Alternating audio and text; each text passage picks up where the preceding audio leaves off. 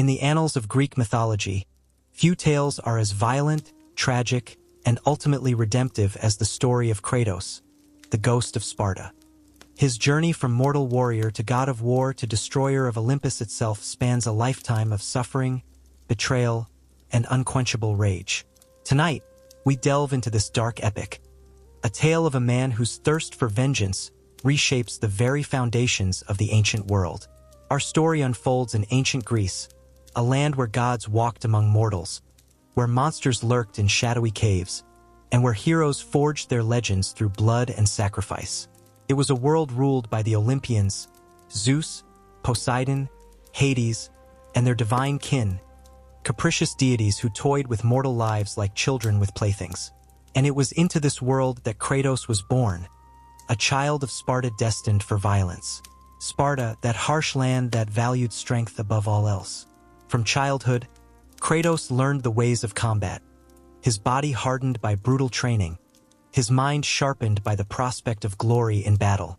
As he grew, so did his prowess, until he commanded Sparta's armies with unmatched tactical brilliance and ferocity. His name was whispered with fear by enemies, his mere presence enough to turn the tide of battle. Pale skin marked with a distinctive red tattoo honoring his brother Deimos, whom he believed dead, Kratos cut an imposing figure on any battlefield. But Kratos' undoing would come not from an enemy spear or sword, but from his own ambition. For the Spartan general's thirst for victory knew no bounds, and when faced with defeat at the hands of a barbarian horde, he made a choice that would forever alter his destiny. The battle had gone poorly. The barbarians, led by their massive king, had decimated the Spartan forces. Kratos, for the first time in his military career, faced certain death. His men were falling around him, the barbarian king's massive blade swinging toward his neck. In that desperate moment, Kratos did what no prudent mortal should. He called upon the gods. "Ares, destroy my enemies and my life is yours." The skies darkened at his plea, thunder rolled across the battlefield, and the god of war answered. Massive blades attached to chains materialized in Kratos' hands, the blades of chaos, weapons that would forever be seared into his flesh, symbols of his bond to the god he now served. With newfound, terrible power coursing through his veins, Kratos slaughtered the barbarian forces, ending with their king, whose head he severed with savage joy. From that day forward, Kratos became Ares' champion on Earth, leading his Spartan forces in a bloody campaign across Greece. Villages burned, temples crumbled, and countless innocents died at his command. The Ghost of Sparta, they called him now, for his skin had grown as pale as bone, covered in the ashes of his first victim, his own father, whom Ares had tricked him into killing. But the god of war had further plans to perfect his mortal weapon. To sever Kratos' last ties to humanity, Ares manipulated events to bring the Spartan to a village that worshipped Athena. Among the buildings stood a temple, and inside that temple waited Kratos' wife Lysandra and his daughter Calliope, placed there by Ares himself. Blinded by bloodlust and the battle rage, Kratos slaughtered everyone in the temple before realizing what he had done. As he held the lifeless bodies of his family, their blood staining his hands, Kratos howled in anguish. The village oracle cursed him, binding the ashes of his dead wife and child to his skin, turning it a ghostly white, a constant reminder of his terrible deed. From that moment, the Ghost of Sparta was born in truth, and with him came a hatred for Ares that would consume his every waking thought. Renouncing his service to the god of war, Kratos pledged himself to the other gods of Olympus, hoping they would rid him of the nightmares that plagued him, visions of his family's deaths playing over and over in his tortured mind. For 10 years, he served the Olympians faithfully, carrying out their will across the mortal realm. And it was after these 10 years of service that our true story begins, with Athens under siege and a final desperate chance at redemption. Dawn broke over Athens, the grandest city in all of Greece, beloved by the goddess Athena. But this dawn brought no comfort to its citizens, for the massive form of Ares darkened the horizon. The god of war had come with armies of monsters and undead warriors, laying waste to the city that had long worshipped his rival sister. Buildings crumbled beneath his fists, temples burned, and the screams of the dying filled the air. Aboard a ship sailing toward this chaos was Kratos, summoned by Athena herself. The wisdom goddess appeared before him in a shimmering vision, her eyes reflecting the distant fires of her beloved city. Kratos, Athens is under attack by my brother, Ares. The other gods have forbidden us from waging war on each other. That is why I need you, my mortal champion. Only you can stop him. I care nothing for your city, goddess, Kratos replied, his voice a graveled rumble. The gods know what you seek, Ghost of Sparta. Save Athens, and your past sins will be forgiven. The nightmares that haunt you will finally end. The promise of peace from his torment was enough. Kratos would face the god of war, not for Athens, not for Athena, but for himself, for the chance to sleep without seeing his family die by his own hand night after night. When his ship reached Athens's harbor, the devastation was complete. Ares' minions roamed the streets, slaughtering any who remained. Kratos cut through them with the blades of chaos, weapons he still carried despite his hatred for their giver. Citizens who recognized him fled in terror, for the Ghost of Sparta's reputation preceded him. He was no hero coming to save them. He was perhaps a monster only slightly less terrible than the one destroying their city. Through the burning streets he fought, until he encountered a strange being, the last oracle of Athens, an emaciated woman with eyes that saw beyond the veil of the present. Kratos, destroyer and savior, she called to him. To defeat a god, you need the power of a god. Seek Pandora's box, hidden by Zeus in the temple of Pandora. Only with what lies inside can you hope to defeat Ares. Where is this temple? Kratos demanded. The gods hid it far from their realm. The temple is chained to the back of the Titan Kronos, condemned to wander the desert of lost souls for eternity. Find him, and you find your salvation. With this knowledge, Kratos journeyed beyond Athens, beyond the lands of Greece, to the vast desert where the last of the ancient Titans had been banished. For 3 days and nights, he traveled through scorching heat and freezing darkness, until the massive form appeared on the horizon. Kronos, father of Zeus, bearer of Pandora's temple. The Titan was a mountain that moved, his skin like cracked earth, his beard a forest of withered trees. Upon his back, secured by massive chains, stood a temple larger than any mortal structure. Kratos approached without fear. He who had slain countless monsters would not be intimidated even by a Titan. The ascent was perilous. Kronos' movements threatened to dislodge Kratos with every step, but the Spartan persisted, eventually reaching the base of the temple. Before him stretched a series of challenges, obstacles designed by the gods themselves to prevent anyone from reaching Pandora's box. The Temple of Pandora was a masterwork of divine architecture and deadly purpose.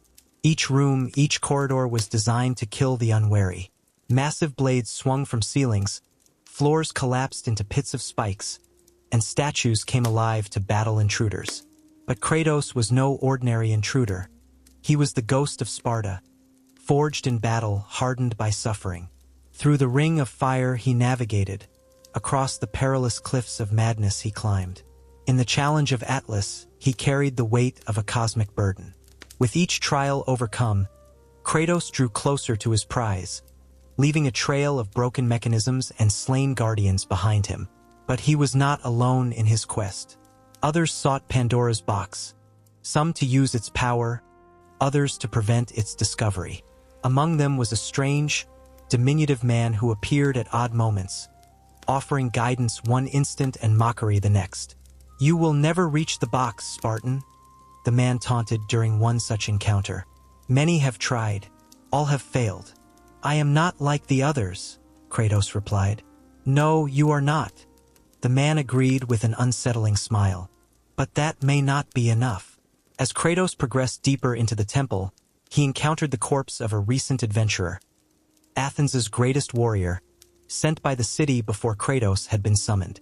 From the dead man's belongings, Kratos retrieved a diary that spoke of the temple architect, a man imprisoned within his own creation by Ares. This architect, it seemed, had built secret passages throughout the structure, passages that might lead more directly to Pandora's box. Following clues from the diary, Kratos discovered the architect's hidden workshop. There he found not the architect himself, but his imprisoned son, a young man named Pathos Verdes IV, driven to madness by his long confinement. "My father built this place to last forever," the young man rambled. "The secrets, the solutions, all in here." He tapped his temple frantically. But Ares feared what would happen if someone reached the box. "He killed my father, left me here. The box. The box? It changes everything it touches." Before Kratos could learn more, the young man leapt to his death in one of the temple's many traps, but not before revealing a hidden path forward. A path that would bypass many of the deadly challenges ahead. Through this secret route, Kratos eventually reached the central chamber of the temple. There, suspended by chains over a seemingly bottomless abyss, hung Pandora's box, a massive carved chest that pulsed with an inner light. But as Kratos approached his prize, he found his way blocked by an unexpected guardian, a massive minotaur encased in metal armor, wielding a hammer that could crush stone with a single blow. The battle that followed shook the temple to its foundations. The guardian's strength matched Kratos' own, its armor deflecting the blades of chaos as though they were made of wood rather than divine metal. But Kratos had not survived this long by strength alone. It was his cunning that had made him Sparta's greatest general. Observing the chamber, he noticed massive gears and chains connected to a series of weights. During the battle, he maneuvered the guardian onto one such weight, then severed the chain holding it. Guardian and weight plummeted together, only for the monster to climb back up moments later, enraged but damaged. Kratos repeated this strategy, gradually weakening his foe until, in a final confrontation, he drove the guardian's own hammer through its helmet, ending the battle in a spray of ichor and twisted metal. With the guardian defeated, Kratos approached Pandora's box.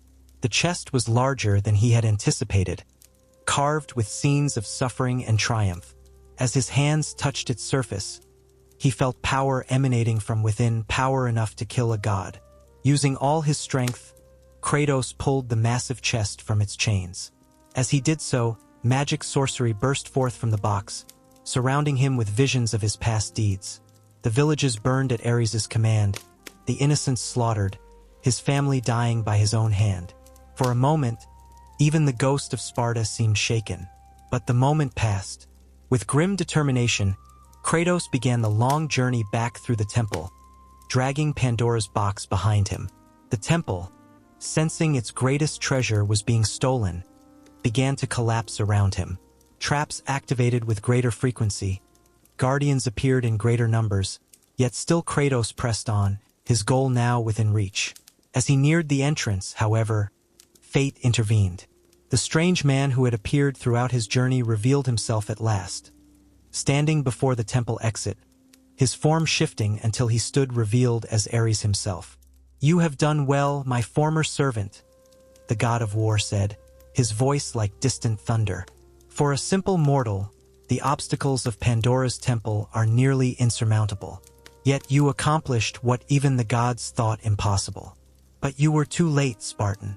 With a gesture, Ares summoned massive stone pillars that impaled Kratos, pinning him to a wall. With another gesture, he pulled Pandora's box to himself. The power to kill a god. Zeus was right to fear mortals gaining such power. Ares smiled cruelly. "Did you truly believe the gods would allow you to keep it? Did you think they would let you use it?" As life drained from Kratos' body, Ares vanished with the box, returning to Athens to complete its destruction. Darkness claimed the ghost of Sparta, and he felt himself falling into the underworld itself, the realm of Hades. The river Styx awaited him, that boundary between life and death where souls await judgment. But even as hooded ferrymen approached to claim him, Kratos refused his fate. His vengeance was incomplete. His nightmares would continue. With a roar of defiance, he fought against death itself, climbing along the walls of the underworld, battling past the souls of the damned who sought to drag him down. It was there, in the darkest depths, that Kratos encountered a most unexpected ally, the grave digger, an old man he had seen burying bodies in Athens. The man seemed unsurprised to find Kratos in the realm of the dead. "Still alive, are we? The fates have been kind to you, Spartan. But your journey is far from over." "Ares has Pandora's box," Kratos growled. "Indeed, and Athens burns. But there is a way back to the world of the living, a path few know and fewer survive. Are you willing to face what lies ahead?" Kratos' answer was to push past the old man, toward the faint light that indicated a path upward. "So be it," the gravedigger chuckled. "We shall meet again, Ghost of Sparta. Perhaps sooner than you think." The journey from the underworld was as perilous as any Kratos had faced. The dead do not surrender their own easily. Souls of the damned attacked him at every turn. Creatures born of nightmares blocked his path, and the very walls of Hades seemed to close in around him, seeking to trap him forever. But Kratos was no ordinary soul. His rage burned even in death, illuminating the darkness, driving him forward until at last he broke through to the world of the living, emerging near Athens' harbor, where his journey had begun. The city was nearly destroyed. Ares towered above the ruins, his massive form darkening the sky. Before him cowered the surviving Athenians, awaiting the final blow that would end their civilization forever. It was this scene that greeted Kratos as he staggered from the underworld portal, weakened but alive, his determination undiminished. Athena appeared before him, her expression a mixture of surprise and hope. "You defy the fates themselves, mortal. Few return from the realm of Hades." "Where is Ares?" Kratos demanded. "Where is Pandora's box?" "My brother has the box, but he has not yet opened it. Perhaps he fears what power it truly contains. This is your chance, Kratos. Though you return without the box, the gods still favor you. Take this." Athena gestured, and before Kratos appeared a massive blade. The blade of the gods, a weapon of divine origin, its edge glowing with celestial fire. This blade was used by Zeus to end the Great War and banish the Titans to the depths of Tartarus. Now it will serve you in your battle against Ares. Go, Ghost of Sparta. Fulfill your destiny. Armed with this new weapon, Kratos made his way through the ruins of Athens, toward where Ares continued his rampage. The god of war sensed his approach and turned, his fiery eyes narrowing at the sight of his former servant. "You are persistent, Spartan," Ares called down, "but you are still mortal. You failed to retrieve Pandora's box. What hope do you have against a god?" Kratos' answer was to charge, the blade of the gods raised high. Ares laughed at his audacity and grew to his full height, towering hundreds of feet above the city. The battle that followed would be remembered in legend for centuries to come. The day a mortal challenged a god on the battlefield and refused to yield. Ares unleashed his full might against Kratos. Massive fists crashed down, destroying entire city blocks in their attempt to crush the Spartan. When that failed, Ares summoned his powers as god of war, creating duplicates of himself that attacked from all sides, each wielding weapons that could cleave mountains. Kratos dodged and countered, the blade of the gods leaving trails of divine fire in the air. Where the blade struck Ares, golden ichor flowed, the blood of the gods. For the first time, uncertainty flickered in the war god's eyes. Changing tactics, Ares transported Kratos to a different realm, a twisted version of the temple where Kratos had slaughtered his family. There, Ares forced him to relive his greatest failure, summoning copies of Kratos' wife and daughter, then sending an army of Kratos duplicates to kill them. "This was your greatest failure, mortal," Ares taunted. "You failed to protect your family once. Now watch as you fail again." But what was meant to break Kratos instead focused his rage. Fighting through the army of duplicates, he reached the simulacrums of his wife and daughter, placing himself between them and danger. Though he knew they were not real, he fought with all the desperate love of a husband and father, emotions he had buried beneath years of rage and service to the gods. "They were never in danger from me," Kratos realized aloud. "It was you. It was always you." With this realization, the illusion began to fade. Ares, sensing his psychological warfare had failed, pulled Kratos back to the ruins of Athens for their final confrontation. "You have learned nothing from your service to me," Ares snarled. "The blades of chaos were your true family. Only through power comes any meaning in this world." With a gesture, Ares ripped the blades of chaos from Kratos' arms, literally tearing them from his flesh, leaving smoking wounds where they had been bound. The chains that had connected the blades to Kratos for so long clattered to the ground. "Without these, you are nothing but a mortal. I made you, Kratos. I can unmake you just as easily." But even as blood poured from his wounds, Kratos stood tall, the blade of the gods still in his grip. "I am no longer your servant, Ares. I am your death." The final phase of their battle shook the very foundations of Athens. Ares, now fully committed to destroying his former champion, unleashed devastation that threatened to sink the entire city beneath the Aegean Sea. Massive blades on chains, corrupted versions of the blades of chaos, whirled around him, creating a storm of metal that sliced through stone and flesh alike. Kratos, despite being a mere mortal, matched the god blow for blow. Where Ares had size and divine power, Kratos had speed and determination born of years of suffering. The blade of the gods met Ares' weapons with explosions of divine energy that lit up the night sky, visible as far away as Sparta. In a moment of overconfidence, Ares lunged forward, attempting to impale Kratos on a massive blade. The Spartan sidestepped at the last moment, bringing the blade of the gods down in a powerful arc that severed Ares' right arm at the elbow. The god of war howled in pain and surprise. Never before had he been wounded so grievously by a mortal. "Impossible!" he roared, black ichor pouring from the wound. "For a god, perhaps," Kratos replied. "But I have died and returned. I have climbed from the underworld. I have endured your worst. There is nothing I cannot do to have my vengeance." With those words, Kratos launched himself into the air. The blade of the gods pointed directly at Ares' heart. The god, still reeling from the loss of his arm, could not react in time. The divine weapon pierced his chest, driving deep into his immortal heart. For a moment, time seemed to stop. The god of war looked down at the mortal who had defeated him, genuine shock in his fiery eyes. "How?" he gasped. "You took everything from me, Ares," Kratos said, twisting the blade deeper. "Consider this my final service to you. I free you from existence itself."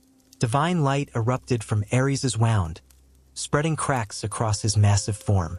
With a final, earth-shaking scream, the god of war exploded in a burst of energy that swept across Athens, restoring buildings and healing the wounded even as it erased Ares from the world. In the silence that followed, Kratos stood alone among the restored ruins, the blade of the gods dissolving now that its purpose was fulfilled. He had done what no mortal had ever accomplished. He had killed a god. His vengeance was complete. Athena appeared before him, her expression solemn but pleased. "You have done well, Kratos. Athens is saved, and Ares is no more. The gods are in your debt. You promised me freedom from my nightmares," Kratos reminded her. "The gods do not forget those who serve them well. Your sins are forgiven, but the visions of your past, no one, not even the gods, can erase memories of such deeds." Kratos' expression hardened. After all he had accomplished, after killing a god, he would still suffer. The injustice of it ignited fresh rage within him. "You lied to me, goddess. No, your nightmares will cease in time. The gods have another gift for you, a throne."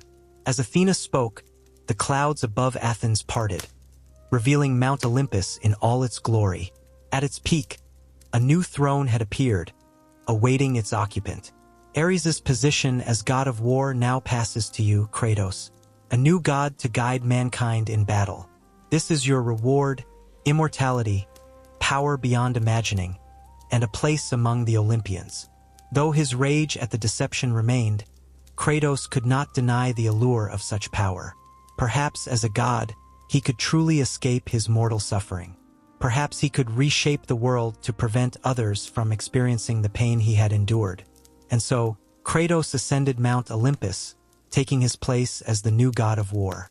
The mortal known as the Ghost of Sparta was no more. In his place stood a new deity, one whose experiences among mortals gave him a unique perspective on their struggles and triumphs.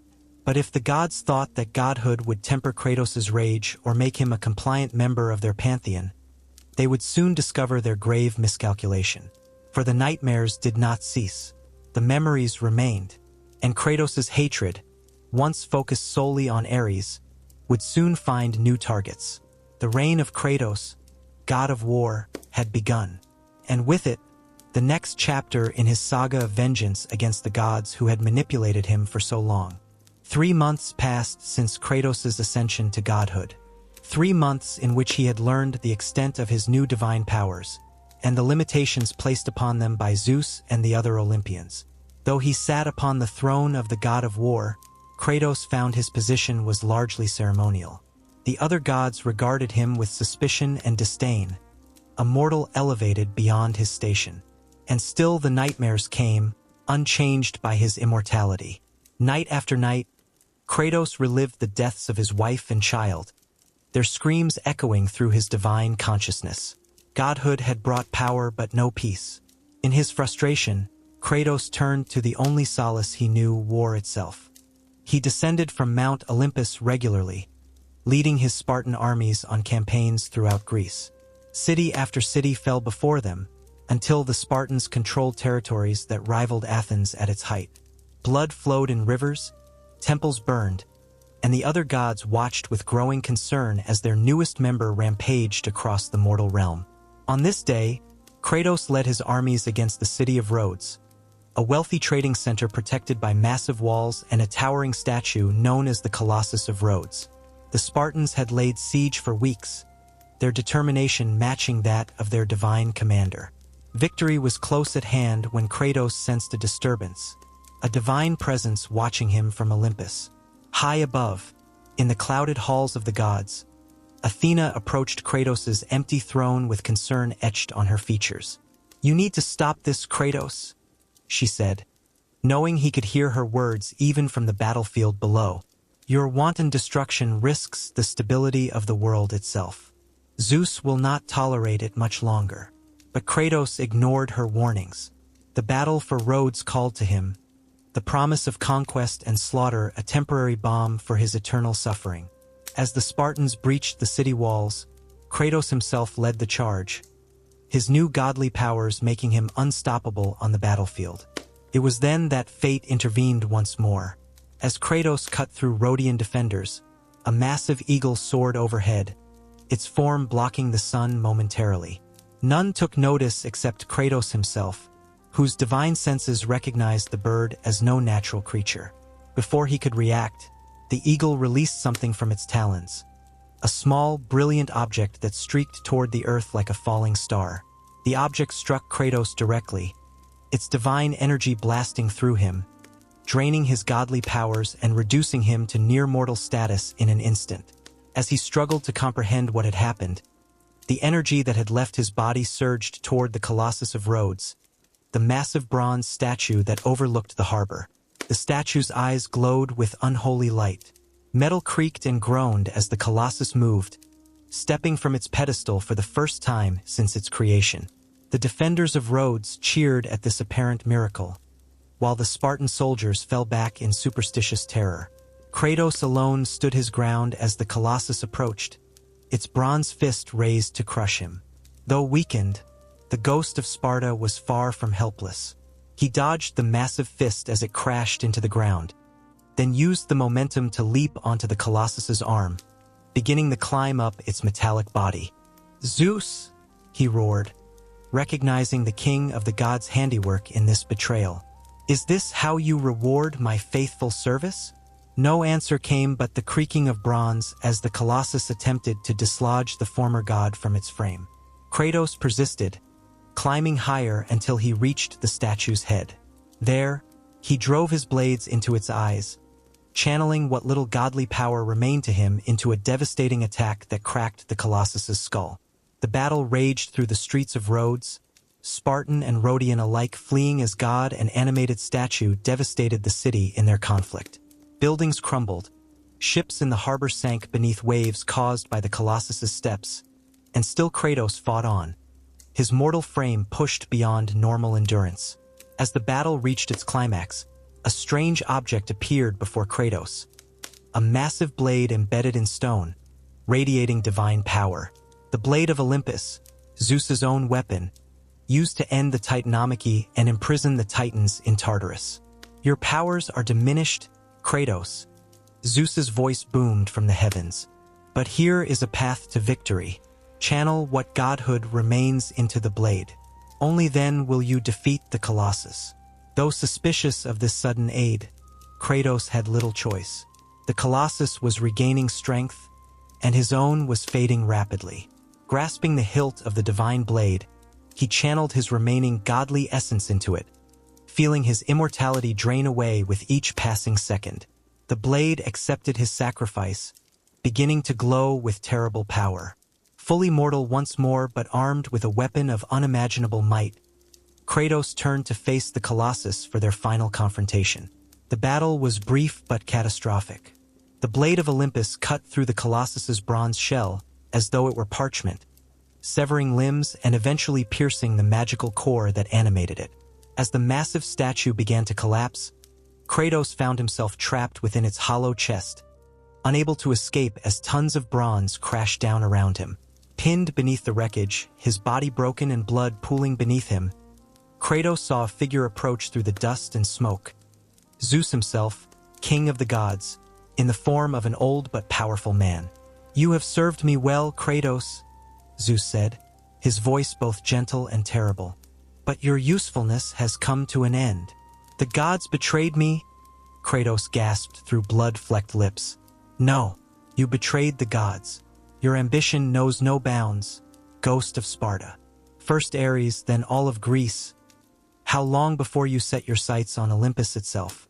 I have seen it in the fates' design. Your path leads to the destruction of all gods. I seek only to be free of my nightmares, and you shall be." Zeus extended his hand, and the blade of Olympus flew from Kratos' weakened grip into the god's waiting palm. "Death is your only release, Spartan. Consider it a mercy."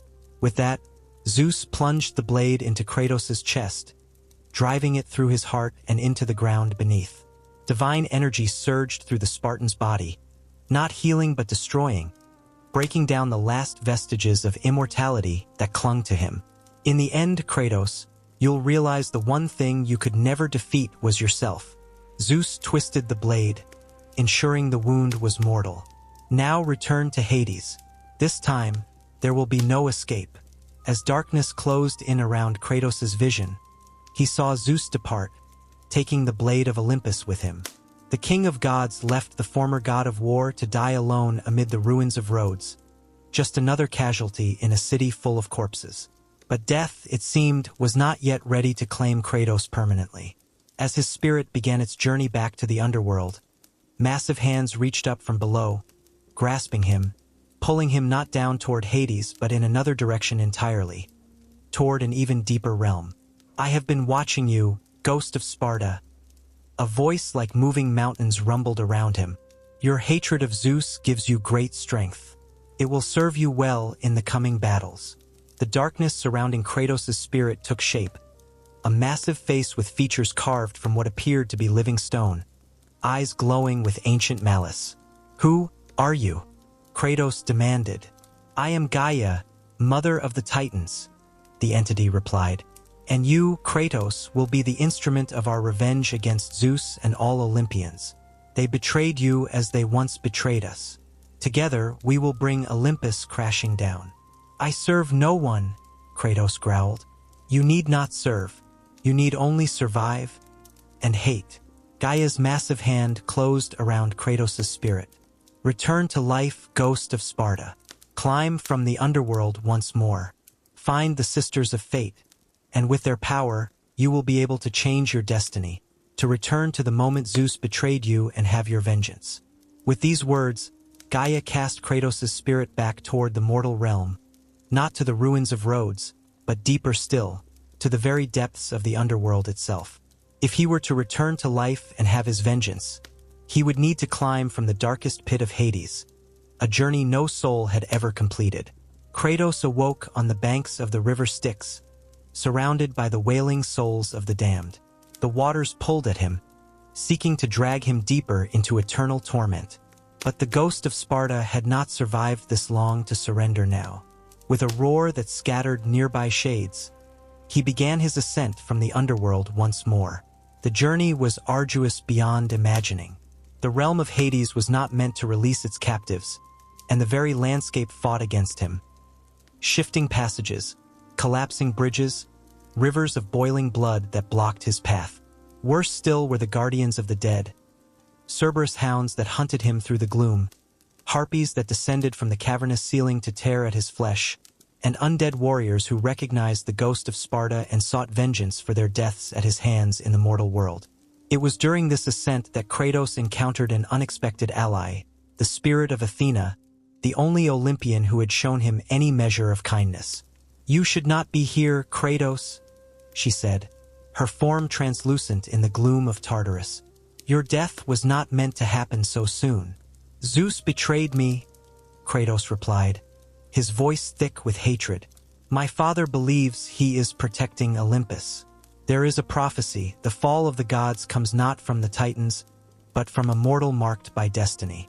A warrior with scars like pale fire across his skin." "Then he was right to fear me," Kratos said, continuing his climb past her. "When I return to the land of the living, I will have his head." "Such vengeance will destroy more than Zeus," Athena warned. "It will unleash chaos upon the world. The death of the king of gods would shake the very foundations of Olympus." "Then let it crumble," Kratos growled. "I care nothing for your divine politics." Athena's spirit could not follow him further into the depths, but her parting words echoed behind him. "If you must face Zeus, seek the Sisters of Fate. Only they have the power to allow a mortal to alter his destiny." Days or perhaps weeks passed as Kratos fought his way upward through the layers of the underworld. In the fields of Elysium, he encountered the spirit of his wife, Lysandra, watching him from across a river of light. For a moment, something other than rage flickered in his heart. A reminder of the man he had once been, the husband and father whose love had been his strength rather than his weakness. "Lysandra," he called across the waters, "I will make them pay for what they did to us." But she only shook her head sadly, as if to say his path of vengeance would never bring him to her side in these peaceful fields. Then she was gone, leaving Kratos alone with his hatred once more.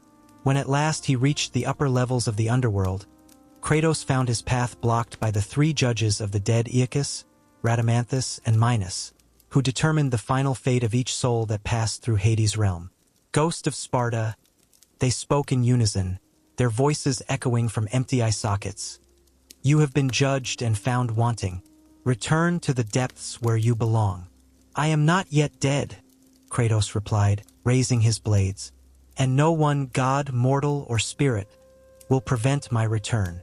The battle that followed shook the foundations of the house of Hades itself. The judges wielded powers granted by Hades to maintain order in his realm. The ability to summon the worst torments of the damned, to bind souls with unbreakable chains, to reveal a person's worst sins in physical form. Against Kratos, they unleashed all these powers and more.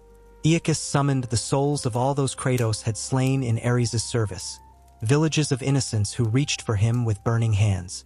Rhadamanthus created spectral chains that sought to bind Kratos for eternity. And Minos, perhaps cruelest of all, forced Kratos to relive his greatest sin, the death of his family, making him watch as phantom versions of himself slaughtered Lysandra and Calliope over and over. But what the judges failed to understand was that Kratos lived with these torments every day. His mind was a hell of his own making, one that no external punishment could match. Drawing strength from his rage, he broke free of the spiritual chains, cut through the vengeful shades, and faced down his own dark memories without flinching. One by one, the judges fell before his onslaught, their ancient powers no match for a mortal driven by hatred so pure it transcended death itself. As the last judge crumbled to dust, the path to the upper world opened before Kratos, a steep ascent toward faint light above. At the threshold between the underworld and the land of the living stood a final guardian, Hades himself, lord of the dead, brother to Zeus and Poseidon. Unlike his siblings, who often walked in mortal form, Hades appeared as a towering entity of smoke and shadow, his face concealed behind a helmet crafted from nightmares. "No soul escapes my realm, Kratos." The god's voice rumbled like an avalanche of bones. "Especially not one as steeped in blood as yours." "I am no mere soul," Kratos replied, raising his blades. "I am vengeance incarnate." The clash between mortal and death god reshaped the boundary between worlds. Hades commanded legions of the dead, summoned abyssal fires that could consume immortal flesh, and wielded a hooked chain that could tear the soul from a living body. Against this, Kratos had only his blades, his rage, and the promise of Gaia that his destiny lay beyond this final obstacle. For hours they battled, Kratos gradually pushing Hades back toward the light. Though wounded countless times, the Ghost of Sparta refused to yield, his determination outlasting even the patience of death itself. Finally, seeing that this mortal could not be contained, Hades withdrew. "Go then," the god of the underworld conceded. "Return to the world above. But know this, Ghost of Sparta, I have marked your soul. When next you fall, there will be no escape, no ascent. Only eternal torment in the deepest pit of Tartarus. When next we meet," Kratos promised, "it will be your soul that requires judgment." With those words, he stepped through the threshold and emerged once more into the land of the living. Not in Rhodes where he had fallen, but on the shores of the Aegean Sea, far from the realms of gods and men. His body, recreated by Gaia's power, bore new scars from his journey through the underworld, but his purpose remained unchanged. Zeus would pay for his betrayal, and all of Olympus with him if necessary. As Kratos gazed across the dark waters, a massive hand of earth and stone emerged from the sea, Gaia, manifesting a fraction of her true form before him. "You have returned as I knew you would," she said, her voice like the grinding of tectonic plates. "Now begins your true journey. Seek the island of creation, domain of the Sisters of Fate. With their power, you can return to the moment of Zeus's betrayal and alter your destiny." "Where is this island?" Kratos demanded. "Beyond the reach of gods or mortals," Gaia replied. "Only those chosen by the fates themselves normally find passage there. But for you, Ghost of Sparta, I will provide a guide." From the water emerged a magnificent horse made of living wood and leaves. Pegasus, the winged steed, captured by the Titans and bound to their service. "This creature will carry you to the edges of the world," Gaia explained. "From there, you must find your own path to the sisters." Without another word, Kratos mounted the divine beast. As Pegasus spread its wings and took flight, Gaia's final words followed him on the wind. "Remember, Ghost of Sparta, it is not just your vengeance we seek, but the freedom of all Titans from Zeus's tyranny. Do not fail us as the gods failed you." Soaring above the clouds, beyond the sight of mortals or Olympians, Kratos began the next phase of his journey. The island of creation lay far to the west, past the edges of known maps, in realms where monsters from the dawn of creation still roamed free. It was a journey no mortal was meant to survive. But then, Kratos had transcended mortality long ago. For days, Pegasus carried him over endless oceans and barren lands. Occasionally, they passed near enough to human settlements for Kratos to see the chaos unfolding below. With the god of war fallen and Zeus focused on preventing his return, warfare had broken out across Greece. Cities turned against one another, old alliances crumbled, and blood soaked the earth as mortals fought without divine guidance. On the third day of flight, disaster struck. As they passed through storm clouds that marked the boundary between mortal realms and the outer reaches of creation, a massive shape emerged from the darkness. A griffin, larger than any Kratos had ever encountered, its eyes glowing with divine light. Another servant of Zeus, sent to prevent him from reaching the Sisters of Fate. The aerial battle was brief but violent. Pegasus, though powerful, was no match for a creature born to hunt in the skies. Talons raked across the divine horse's flank, drawing ichor rather than blood. Kratos leapt from his mount to engage the griffin directly, driving his blades into its feathered neck even as they plummeted toward the sea below. With a final screech, the griffin crashed into the waves, taking Kratos with it.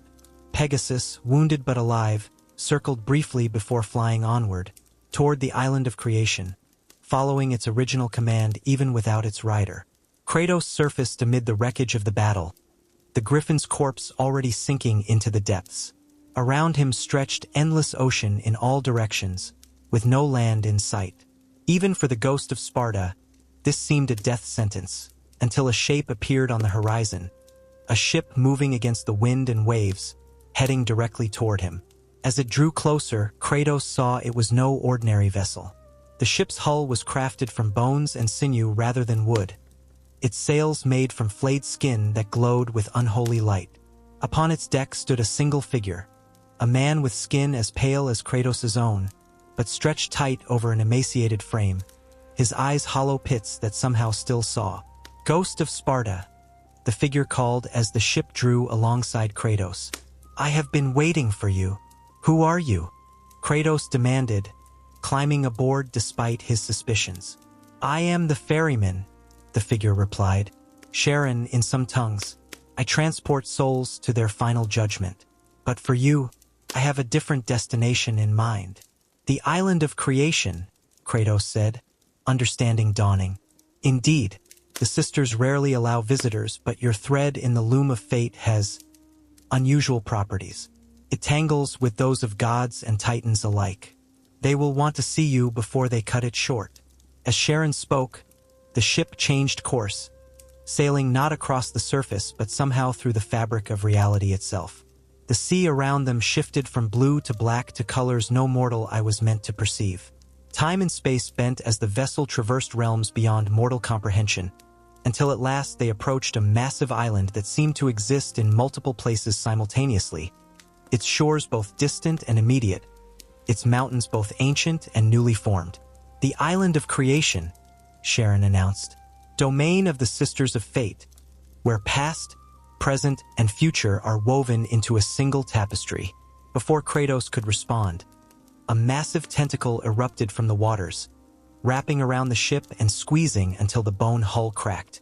More tentacles followed, belonging to a creature of such immense size that it dwarfed even the legendary kraken of sailors' tales. "Scylla," Sharon identified the beast, his hollow voice betraying no fear. "Guardian of the island's shores. The sisters truly do not wish to be disturbed." As the ship began to sink, Kratos leapt toward the nearest tentacle, driving his blades deep into its rubbery flesh.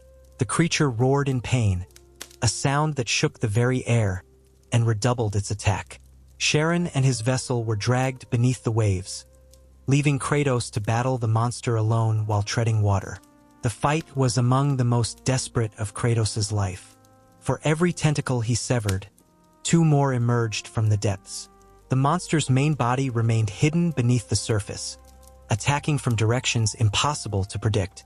Only by allowing himself to be grabbed and pulled underwater was Kratos finally able to reach Scylla's central mass, a nightmare of teeth and eyes that had never known the touch of sunlight. There, in the crushing depths, Kratos delivered his most devastating attacks, driving his blades into the creature's primary eyes and channeling the rage that had sustained him through so many battles. Scylla's death throes propelled Kratos toward the surface and cast him onto the jagged shores of the island of creation, battered but alive. As he regained consciousness on the beach, Kratos saw that the island was unlike any mortal realm he had visited. The landscape shifted constantly, mountains flowing like water in the distance, forests growing and dying in the span of moments. The very air hummed with the power of the fates, who controlled the destiny of every being in creation from this nexus of temporal energy. A path opened before him, stone steps that formed and reformed, leading up from the beach toward a massive temple complex carved into the side of a mountain. The sisters' domain, where they wove the threads of fate on their cosmic loom. But reaching them would not be simple. The path was guarded by creatures from across time, warriors who had died centuries ago and others not yet born, monsters from ages past and civilizations that had yet to rise. The Sisters of Fate controlled all of time, and their defenses reflected this power. Kratos fought his way through these temporal guardians, each battle bringing him closer to the heart of the island. Along the way, he encountered others who had sought the sisters, heroes, kings, even lesser gods, all trapped in temporal loops, fighting the same battles for eternity as punishment for their audacity in challenging fate. In one such loop, Kratos found an unexpected ally, the last Spartan general, sent by his people to discover what had happened to their god of war after Rhodes. The man had somehow reached the island but become trapped in a cycle of endless battle against the sisters' guardians. "My lord," the Spartan greeted Kratos, recognizing him despite his fallen state. "Sparta needs you. Without the god of war, our enemies grow bold. Athens rebuilds. The other city-states form alliances against us. Sparta must fend for itself," Kratos replied.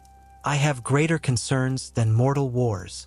"Then at least allow me to aid you," the general offered. "My fate is sealed. I will never leave this island. But perhaps I can help you reach the sisters before my loop begins again." Together, the two Spartans fought through the remaining guardians, their combined military prowess overwhelming even the time-shifted monstrosities that barred their path. At last, they reached the entrance to the sisters' temple, a massive door carved with scenes showing every major event in history, from the birth of the cosmos to battles not yet fought. "This is as far as I go," the general said, already beginning to fade as his temporal loop reset. "Avenge yourself, my lord, and if possible, remember Sparta." As the last Spartan vanished, returning to the beginning of his endless cycle, Kratos approached the temple doors. They opened at his touch, revealing a vast chamber dominated by a loom larger than any mortal structure, the loom of fate, where the sisters wove the destiny of all creation. 3 figures worked at the loom, each representing a different aspect of time. Clotho, the youngest appearing sister, spun the thread of life, determining the beginning of all things. Lachesis, appearing as a mature woman, measured the thread, deciding the length and quality of each existence. And Atropos, oldest and most terrible, held the shears that cut the thread when life's span was complete. "Sisters of Fate," Kratos called, his voice echoing through the chamber. "I come seeking to change my destiny." The sisters paused in their eternal work, 3 pairs of eyes, blind yet all-seeing, turning toward the intruder. "Ghost of Sparta," they spoke in unison, their voices overlapping across time.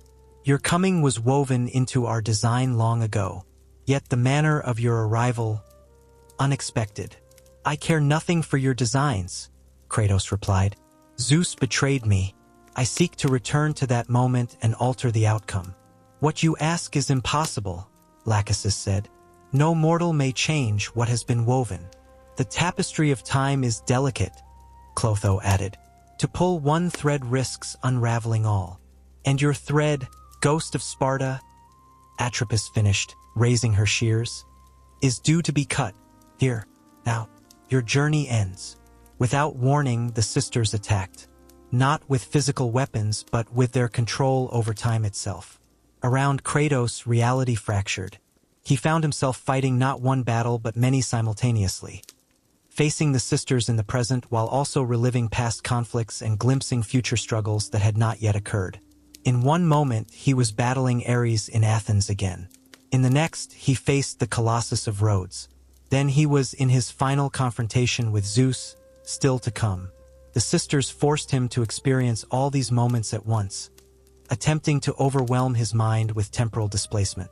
But what they failed to understand was that Kratos' singular focus, his hatred for Zeus and thirst for vengeance, transcended time itself. While his body fought the sisters in the present, his mind remained fixed on his ultimate goal, allowing him to navigate the fractured reality they had created. The battle raged across multiple timelines, the sisters growing increasingly desperate as Kratos refused to be defeated by their temporal manipulations. Finally, Atropos made a critical error, attempting to travel back in time to Kratos' battle with Ares, intending to ensure the god of war killed him before he could become a threat to Zeus. Kratos followed her through this temporal rift, finding himself once more in Athens during his final confrontation with Ares. There, he prevented Atropos from changing the outcome, preserving his victory and proving that even the fates themselves could not easily alter what had already occurred. Returning to the present, Kratos used this knowledge against the sisters. If they could not change his past victories, then perhaps their control over time was not as absolute as they claimed. With renewed determination, he pressed his attack, targeting each sister individually rather than facing their combined power. Clotho fell first, her ability to spin new threads severed by Kratos' blades. Without her, no new destinies could be created. Lachesis followed, her measuring abilities crushed beneath the Ghost of Sparta's relentless assault. And finally, Atropos, oldest and most powerful of the three, faced Kratos alone. "You cannot win this battle, mortal," she hissed, her shears flashing as she attempted to cut his life thread directly. "I am no longer bound by mortality," Kratos replied, catching the shears between his blades. "Or by fate." With a final, decisive move, Kratos turned Atropos's own shears against her, cutting the sister's connection to the loom of fate. As she fell, the loom itself began to unravel, threads of destiny coming loose from the cosmic tapestry. Standing amid the chaos of unraveling time, Kratos approached the loom. Within its intricate patterns, he could see his own thread, white like his ash-covered skin, stained with the blood of countless victims, intersecting with the golden threads of gods and the darker strands of titans. Most importantly, he could see the moment of Zeus's betrayal, still bright in the fabric of time. "The power of time is now yours, Ghost of Sparta," the dying voice of Atropos whispered. "But beware, change one moment, and you may unravel all." Ignoring her warning, Kratos reached into the loom, grasping his own thread and pulling it backward through time, toward the moment when Zeus had plunged the blade of Olympus into his chest. As he did so, the temple around him began to dissolve, reality itself bending to accommodate this violation of temporal law. In a blinding flash of light, Kratos found himself once more in Rhodes, pinned beneath the fallen Colossus, Zeus standing before him with the blade of Olympus poised to deliver the killing blow. But this time, Kratos was prepared. This time, he knew what would happen. As Zeus thrust the blade downward, Kratos rolled aside with speed born of foreknowledge. The divine weapon struck stone instead of flesh, momentarily stuck in the ground. Before Zeus could react, Kratos lunged forward, grasping the blade's hilt and pulling it free. "You will not kill me so easily, Zeus," Kratos growled, the blade of Olympus now glowing in his grip. The king of the gods stepped back, genuine shock on his ancient features. This was not how events were meant to unfold. This was not what the fates had decreed. "How is this possible?" Zeus demanded. "No mortal can change what is written." "I am no longer bound by the fates," Kratos replied, advancing with the blade raised. "Their power is mine now." But Zeus was not the king of gods without reason.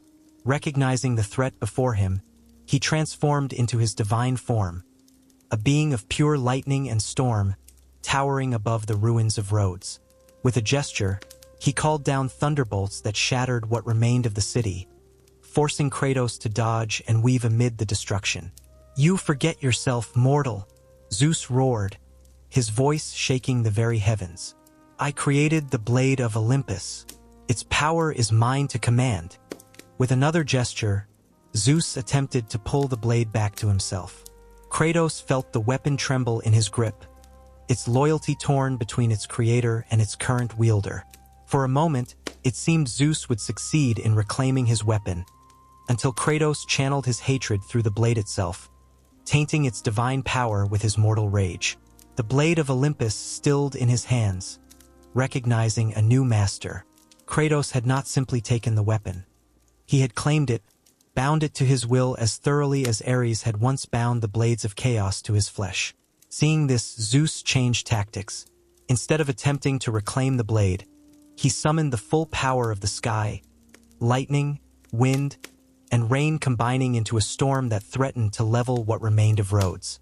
Amid this chaos, he addressed Kratos once more, his tone now conciliatory rather than commanding. "You have been deceived, Ghost of Sparta," Zeus called above the howling wind. "The Titans use you as they use all mortals. They care nothing for your vengeance. They seek only to return to power themselves. At least they did not betray me as you did, Kratos replied, advancing through the storm, the blade of Olympus parting the lightning before him. I sought to protect Olympus. There is a prophecy, the fall of Zeus comes not at the hands of a titan, but of a marked mortal. Would you have me wait for death without acting? Your prophecy becomes true by your own hand, Kratos said. Had you not betrayed me, I would have remained your faithful servant. For a moment, doubt flickered across Zeus's divine countenance. Perhaps he recognized the truth in Kratos's words, that in attempting to prevent the prophecy, he had ensured its fulfillment. But the moment passed quickly, replaced by the arrogance that had defined Zeus's rule since overthrowing his own father. Enough talk, the king of gods declared. If you will not serve Olympus, you will die for your defiance. The battle that followed reshaped the island of Rhodes entirely, transforming it from a city-state into a crater in the Aegean Sea. Zeus commanded powers beyond mortal comprehension, the fury of storms, the precision of lightning, the crushing pressure of the sky itself. Against this, Kratos had only his blades, his rage, and now the blade of Olympus, drinking in divine power with each strike against its creator.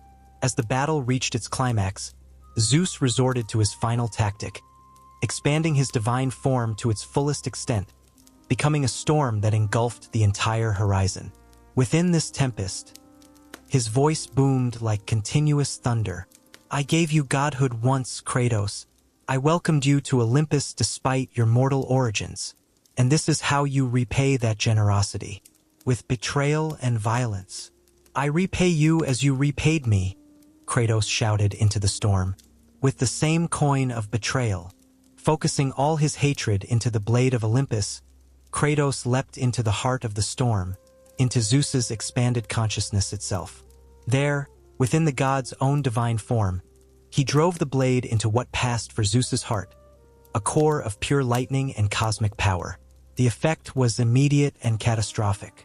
Zeus's storm form contracted around the wound, divine energy bleeding into the atmosphere. The king of gods resumed his more human appearance, now diminished, the blade of Olympus protruding from his chest. This cannot be, Zeus gasped, golden ichor flowing from the wound. The prophecy. It is too soon. Your time ends now, Kratos declared, twisting the blade deeper. But before he could deliver the final blow, a blinding light interrupted the execution. Athena, materializing between Kratos and her father. Stop this madness, Kratos, she pleaded. Kill Zeus, and you destroy the order of the world itself. Stand aside, Athena, Kratos growled. This is between your father and me. You do not understand what you are doing, she insisted. Zeus's death would release powers beyond your imagination. Without his control, Olympus falls, and with it, the mortal world you once sought to protect. For a moment, Kratos hesitated. Though consumed by vengeance, some small part of him, perhaps the part that had once been a husband and father, recognized the truth in Athena's words. The world of mortals, for all its flaws, did not deserve destruction for the sins of the gods. That moment of hesitation was all Zeus needed. Drawing on reserves of power, hidden even from his fellow Olympians, he unleashed a blast of energy that sent both Kratos and Athena flying backward. The blade of Olympus tore free from his chest, remaining in Kratos's grip, but the wound it had caused began to heal immediately, divine ichor receding back into the king god's body. This battle is not over, Ghost of Sparta, Zeus declared, his form already beginning to dissolve into lightning. We shall meet again on Olympus itself. With those words, Zeus vanished in a blinding flash, returning to his divine throne to recover from his wounds and prepare for the final confrontation he now saw as inevitable. Kratos roared in frustration at having his vengeance denied yet again. Turning to Athena, who had also risen to her feet, he demanded answers. Why did you interfere? He deserved death for his betrayal. I preserved the world, Kratos, she replied calmly, and possibly your own life as well. You are not yet ready to face Zeus at his full power, in his own domain. Then what would you have me do? Abandon my vengeance? No, Athena said, surprising him. I would have you prepare properly. Zeus has retreated to Olympus, where he will gather the other gods against you. Even with the blade of Olympus, you cannot face all of Olympus alone. I will not be alone, Kratos replied, remembering Gaia's promise. The Titans stand with me against Zeus's tyranny. At this, Athena's expression darkened. The Titans are no allies of mortals or gods, Kratos. They seek to rule as they did before Zeus with cruelty and chaos. If they help you reach Olympus, it is only to further their own return to power. At least they did not betray me, Kratos repeated his earlier sentiment. Not yet, Athena warned. But mark my words, they will, when it serves their purpose. With that, the goddess vanished, leaving Kratos alone amid the ruins of Rhodes. Above him, the skies began to clear as Zeus's retreat allowed natural weather to return. In the distance, he could see ships approaching, probably Athenians, coming to investigate the divine battle that had destroyed their rival city-state. But Kratos had no interest in mortals or their concerns any longer. His path now led to Mount Olympus itself, to a final confrontation with Zeus and any other god who stood in his way. First, though, he would need to fulfill his bargain with the Titans. Only with their help could he hope to scale the divine mountain and reach Zeus's throne. As if summoned by his thoughts, the sea began to churn, and from its depths rose Gaia once more, her massive form composed of earth and ancient trees, her face carved from living stone. You have done well, Ghost of Sparta, she rumbled. The sisters of fate are no more, and Zeus bears the first wound of many to come. I had him, Kratos growled. Athena interfered. The goddess seeks to protect her father as any daughter might, Gaia replied. But it matters not. Zeus is wounded and afraid, retreating to Olympus where he believes himself safe. The time has come to fulfill our bargain. Are you ready to lead the Titans in war against the gods? Kratos raised the blade of Olympus, its edge still gleaming with Zeus's divine blood. I am ready for my vengeance. Nothing else matters. Then let it begin, Gaia intoned, her voice reverberating across the ruins of Rhodes. The Second Great War, Titans against gods, with the Ghost of Sparta as our champion. As she spoke, the earth began to shake. Not just in Rhodes, but across the world. From the depths of Tartarus, where they had been imprisoned for centuries, the Titans began to break free. Their massive forms rose from mountains, erupted from volcanoes, emerged from the deepest oceans, ancient beings of immense power, their bodies composed of the very elements of creation, their hatred for Zeus equal to Kratos' own. Hyperion, Titan of light, Oceanus, Titan of the seas, Prometheus, who had once given fire to mankind. One by one, they joined Gaia, forming an army the likes of which had not been seen since the first war that had put Zeus on his throne. And at their head stood Kratos, mortal yet more than mortal, carrying the blade of Olympus. The very weapon that had once been used to imprison the Titans, now turned against its creator. The Ghost of Sparta had found new allies in his quest for vengeance. Allies who could help him scale Mount Olympus itself. As the Titan army began its slow march toward the home of the gods, Kratos stood upon Gaia's massive shoulder, the blade of Olympus gleaming in the sunlight. His path of vengeance had led him from the service of Ares to godhood, from betrayal to alliance with the most ancient powers in creation.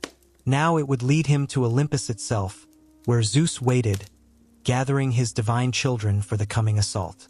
The Second Titan War had begun, and with it, the final chapter in Kratos' quest for vengeance against the gods who had used and betrayed him. The ascent of Mount Olympus was no simple climb, even for beings as massive as the Titans.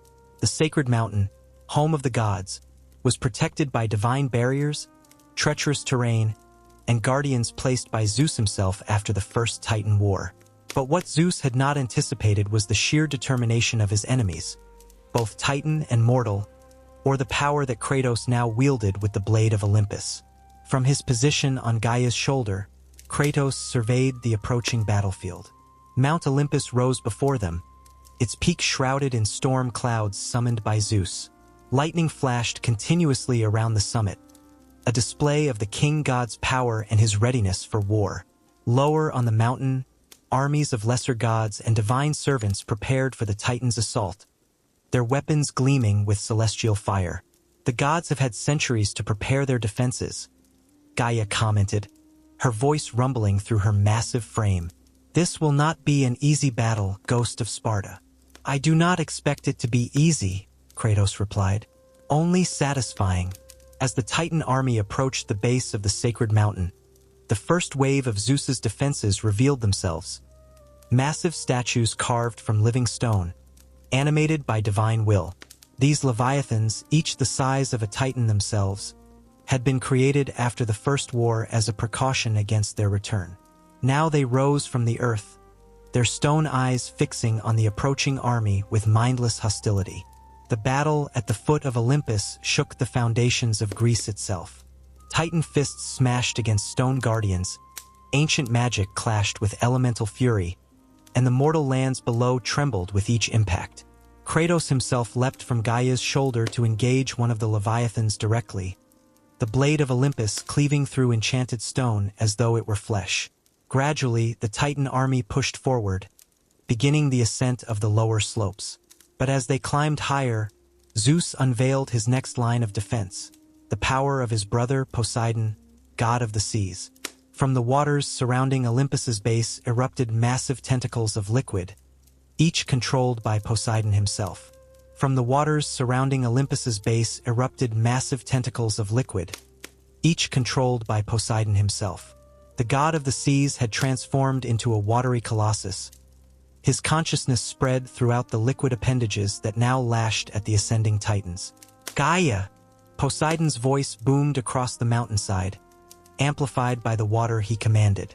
You should have remained in the depths of the earth where Zeus cast you. Your brother's time is ending, Poseidon, Gaia replied, swatting away a water tentacle that threatened to pull her from the mountain. As is yours. The sea god's attacks focused particularly on Gaia, perhaps recognizing that she carried Kratos, the mortal who had already proven capable of killing gods. Water tentacles wrapped around her massive limbs, trying to drag her back down the mountain, while others lashed at her face and body, eroding her earthen form with each strike. Kratos, Gaia called as she struggled against Poseidon's assault. I cannot advance while he holds me. You must confront him directly. Understanding what needed to be done, Kratos leapt from Gaia's shoulder onto one of the water tentacles, using the blade of Olympus to maintain his grip as it thrashed wildly. With extraordinary agility, he ran along the liquid appendage toward its source. Poseidon himself, who had taken the form of a massive watery horse emerging from the sea below. Within this aquatic manifestation, Kratos could see Poseidon's true form, still humanoid, but glowing with divine energy, directing his watery avatar from within. This core was Kratos' target, the god's vulnerability within his elemental shell. Seeing Kratos approach, Poseidon redirected his attacks, sending tentacles to intercept the Ghost of Sparta. But Kratos had faced the god once before, in service to Ares, and knew his patterns. Dodging between liquid strikes, he continued his advance until he reached the horse-shaped head of Poseidon's avatar. There, clinging to the watery form as it bucked and thrashed, Kratos drove the blade of Olympus deep into the construct's eye. The water around him churned violently as Poseidon roared in pain, his concentration disrupted. The tentacles holding Gaia began to loosen, allowing the Titan to resume her climb. But Poseidon was not so easily defeated. With a surge of divine power, he reformed his avatar, this time as a multi-headed hydra of water, each head targeting a different Titan in the advancing army. One head remained focused on Kratos, jaws of liquid attempting to engulf and drown him as he clung to the construct's dissolving form. Rather than retreat, Kratos allowed himself to be swallowed by the watery maw, carried through the liquid body until he reached its center, and Poseidon himself. There, surrounded by a bubble of divine energy, the god of the seas faced Kratos in his true form. You are a fool to challenge me here, mortal, Poseidon declared, his voice echoing strangely through the water around them. The seas are my domain. My power here is absolute. As was mine in Rhodes, Kratos replied. Before Zeus's betrayal, my brother did what was necessary to protect Olympus, Poseidon countered. As I do now. Without further words, the two engaged in combat within the heart of Poseidon's avatar. The god wielded a trident that controlled the waters around them, creating currents that buffeted Kratos from all sides. Against this, Kratos had the blade of Olympus and his own boundless rage. The battle within the water construct raged even as the Titan army continued its ascent of Olympus. Poseidon fought with the desperate fury of a god who recognized his mortality for the first time. For if Ares could fall to a mortal's hand, so too might he. Yet despite his control over the surrounding element, the sea god found himself gradually overwhelmed by Kratos' relentless assault. With a final, devastating thrust, Kratos drove the blade of Olympus through Poseidon's chest, disrupting the divine energy that maintained his water avatar. As the construct began to collapse around them, Kratos grabbed the wounded god by his throat and burst from the dissolving water form, landing once more on Gaia's shoulder with Poseidon in his grip. The god of the seas, now reduced to a more human appearance, looked up at his captor with a mixture of defiance and fear. You may kill me, Ghost of Sparta, but you will never defeat Zeus. He is prepared for you, for this very moment. Then he will watch as I destroy his brothers before coming for him, Kratos replied coldly. With methodical brutality, Kratos beat Poseidon to the edge of death, each blow weakening the barrier between the mortal and divine realms. Finally, with the god gasping for breath, Kratos lifted him by his throat and addressed him one final time. When you reach the underworld, tell Ares that the Ghost of Sparta has not forgotten his promise. All the gods will pay for what they have done. With those words, Kratos gouged out Poseidon's eyes and threw him from Gaia's shoulder, sending the broken god plummeting toward the mortal lands below. As Poseidon's divine essence left his body, a catastrophic change swept across Greece. The seas rose in violent tsunamis, engulfing coastal cities and drowning thousands of mortals who had nothing to do with the conflict between Kratos and the gods. The first major casualty of the Second Titan War had fallen, and with him, a piece of the world's natural order. From his throne atop Olympus, Zeus watched his brothers fall with grim recognition. The prophecy was unfolding exactly as he had feared. The marked mortal was ascending the mountain, killing gods as he came. Around Zeus stood the remaining Olympians, their expressions ranging from shock to fury as they witnessed Poseidon's defeat. The mortal must not reach the summit, Zeus declared to his gathered children. Each of you must delay him while I prepare our final defense. Father, Athena spoke, her voice measured despite the crisis. Perhaps there is another way. Kratos was once our ally. That time has passed, Zeus interrupted. The Ghost of Sparta has made his choice by siding with the Titans. Now he must face the consequences. As the Titan army continued its ascent, the gods of Olympus prepared for battle, each taking position at different levels of the sacred mountain. Hades, already seeking vengeance for his earlier encounter with Kratos in the underworld, descended to the lower slopes. Helios took to the skies in his blazing chariot, ready to rain solar fire upon the Titans. Hermes, Hephaestus, Aphrodite, and others, all prepared to defend their home against the coming onslaught. Meanwhile, Kratos and Gaia had reached the middle elevations of Mount Olympus, where ancient temples and divine gardens marked the transition between mortal lands and the realm of gods. Here, Helios made his attack, his chariot blazing across the sky like a second sun, the heat of his passage scorching the Titans' massive forms. The light of Helios will burn you to ash, Titans, the sun god called as he made another pass, directing concentrated beams of solar energy at the climbing giants. Several of the slower Titans faltered under this assault, their ancient bodies not yet fully recovered from centuries of imprisonment. But Gaia pressed on, shielding herself and Kratos with massive arms made of intertwined trees and earth. The sun god is yours to deal with, she told Kratos. I must continue upward. Understanding his role in this alliance, Kratos watched carefully as Helios made his next pass. When the blazing chariot came close enough, he leapt from Gaia's shoulder, using the blade of Olympus to catch and deflect the blinding light as he soared through the air toward the sun god's vehicle. Helios saw him coming and tried to veer away, but Kratos had timed his jump perfectly. He landed on the front of the chariot, causing it to tilt dangerously in mid-flight.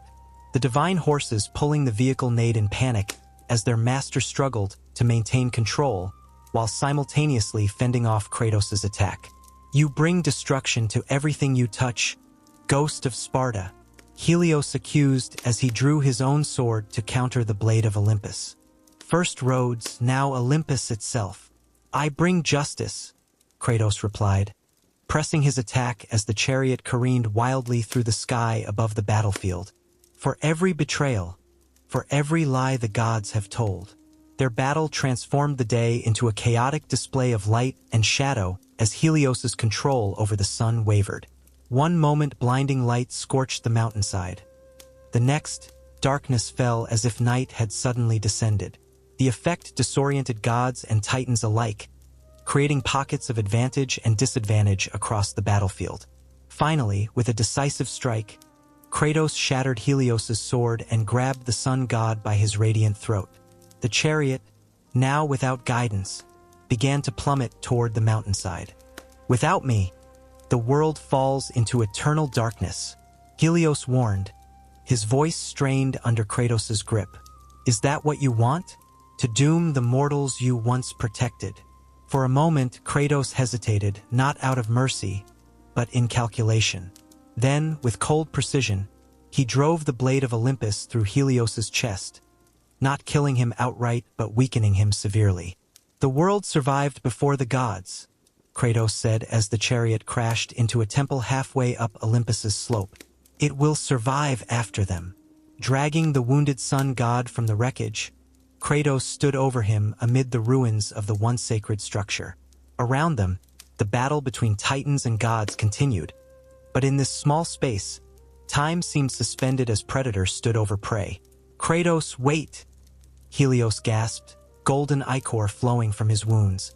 "I can help you reach Zeus. There is a secret passage, known only to the Olympians." "I need no secret passages," Kratos interrupted.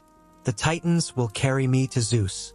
With that, he grasped Helios' head in both hands and, with a savage twist, separated it from his body. But unlike with Poseidon, Kratos did not discard this divine trophy. Instead, he held the still glowing head aloft, finding that it continued to emit light even separated from its body. A macabre lantern powered by divine essence. "Your light will guide my path to Zeus," Kratos told the decapitated god, whose eyes still moved with awareness despite his death. As Helios' divine power left the world, the natural order shifted once more. The sun dimmed in the sky, not extinguishing completely, but losing its full brilliance. Across the mortal world, crops withered under the weakened light, and a perpetual dusk settled over Greece, another consequence of Kratos' vendetta against Olympus. With Helios' head secured as both trophy and tool, Kratos sought to rejoin Gaia for the continued ascent. But the battle had carried him away from his Titan ally, and the mountainside between them teemed with divine defenders, lesser gods, mythical creatures, and enchanted statues, all determined to prevent him from reaching the summit. It was amidst this chaos that Kratos encountered Hermes, god of travel and messengers, who observed him from a nearby temple column with mocking amusement. "Impressive, brother," Hermes called, using the term that acknowledged Kratos' former godhood. "2 Olympians fallen already, but catching me won't be so simple." To demonstrate his point, Hermes vanished in a blur of speed, reappearing atop another column further up the mountain. His golden sandals, the famous talaria that granted him unmatched velocity, gleamed in the dimmed sunlight. "Perhaps you should have asked the Sisters of Fate for swifter feet instead of a second chance at betrayal," Hermes taunted before disappearing again, his laughter echoing across the mountainside. Kratos recognized the god's strategy immediately. Delay him, separate him from the Titans, force him to waste time and energy in a futile chase. With the blade of Olympus in one hand and Helios' head in the other, he ignored Hermes' provocations and focused instead on finding a path back to Gaia. But Hermes was not so easily dismissed. The messenger god reappeared directly in Kratos' path, his expression now serious despite his light tone. "You truly don't understand what you're doing, do you?" Hermes asked. "The Titans are no friends to mankind. They ruled through terror before Zeus overthrew them. What do you think will happen if they regain control?" "I care nothing for their rule," Kratos replied, continuing forward. "Only for Zeus's death." "Ah, single-minded vengeance," Hermes nodded. "How very mortal of you. Tell me, after you've killed Zeus, what then? Will you take his throne, rule as the new king of Olympus? Or will you simply walk away and leave the world in chaos?" These questions struck closer to Kratos than he would admit. In truth, he had given little thought to what would come after his vengeance was complete. The future beyond Zeus's death remained a void, unexamined and unplanned. Taking Kratos' silence as vulnerability, Hermes pressed his advantage. "The ghost of Sparta, savior of mankind. Is that how you see yourself? Look below, brother. Look at what your vengeance has already wrought." Against his better judgment, Kratos glanced toward the mortal lands visible from their elevated position. With Poseidon's death, the seas had risen to devour coastal cities. With Helios wounded, crops withered under diminished sunlight. The natural order was unraveling with each god that fell. "The world dies because of you," Hermes concluded. "Not Zeus, not the Titans. You." For a moment, something like doubt flickered across Kratos' scarred features. Then his expression hardened once more, the momentary uncertainty buried beneath layers of hatred and determination. "The world suffered under the gods' rule," he replied finally. "Their deaths are justice, nothing more." Seeing that his words had failed to sway the ghost of Sparta, Hermes shrugged dramatically. "Well, I tried the reasonable approach. Now we do this the hard way." With blinding speed, the messenger god dashed forward, striking Kratos with sufficient force to send him staggering backward. Before Kratos could counter, Hermes was gone again, reappearing behind him to land another blow before vanishing once more. This pattern continued as Kratos tried in vain to land a single strike on the swift god. Hermes seemed to be everywhere and nowhere, his speed making him virtually untouchable as he delivered taunting blows that, while individually minor, began to accumulate. "Too slow, brother," Hermes called as he danced around Kratos' increasingly frustrated attacks. The mighty ghost of Sparta, reduced to swinging at shadows. Realizing he could not match Hermes' speed, Kratos changed tactics. Holding Helios' severed head aloft, he channeled its remaining divine power to create a blinding flash that illuminated the entire mountainside for a brief moment. In that instant of brilliance, Hermes' moving form became visible, a streak of divine energy racing along a predictable path. As the light faded, Kratos hurled the blade of Olympus directly into that path. The divine weapon, guided by its wielder's deadly accuracy, intersected perfectly with Hermes' trajectory. The messenger god, unable to change course in time, ran directly into the blade's edge, which sliced through one of his legendary sandals and into the flesh beneath. Hermes crashed to the ground, divine blood flowing from the wound in his foot. The damaged Teleria flickered with failing magic, its speed-granting enchantment disrupted by the blade of Olympus's power. "Clever," Hermes acknowledged as he attempted to stand, now noticeably slower with one sandal destroyed. "But this changes nothing. You cannot catch what you cannot see." Using his remaining intact sandal, Hermes disappeared once more, though his movement was now impaired and irregular. Kratos retrieved the blade of Olympus and waited, watching carefully for signs of the god's approach. When Hermes attacked again, Kratos was prepared. Using the blade to parry the god's strike, he grabbed Hermes' arm and pulled him into a devastating counterattack. The messenger god broke free, but not before suffering another wound, this one to his shoulder. "First blood to you," Hermes conceded, his usual joviality strained. But the race is not yet over. What followed was a deadly game of cat and mouse across the middle slopes of Mount Olympus. Hermes, even wounded and with only one functional sandal, remained difficult to pin down. But Kratos, with the relentless patience of a predator, gradually wore the god down, inflicting wound after wound until Hermes' divine speed was reduced to merely exceptional rather than supernatural. Their final confrontation came at the edge of a cliff overlooking the battle below. Hermes, exhausted and bleeding from multiple injuries, faced Kratos with unexpected dignity. "You know what's amusing, brother?" he asked as Kratos approached, blade of Olympus raised for the killing blow. "I'm actually the least objectionable of all my siblings. Imagine what awaits you further up the mountain." "It changes nothing," Kratos replied. "All of Olympus will fall." "Yes, I rather think it will," Hermes agreed with surprising calm. "But before you send me to join Poseidon and Helios, answer me this. When the last god falls and Olympus crumbles, will your nightmares finally end? Will the death of Zeus erase the memory of your wife and child?" The question struck Kratos like a physical blow. For a moment, the rage that drove him faltered, replaced by the grief he had carried since that terrible day in Sparta when Ares had tricked him into killing his own family. Seeing this reaction, Hermes offered a sad smile.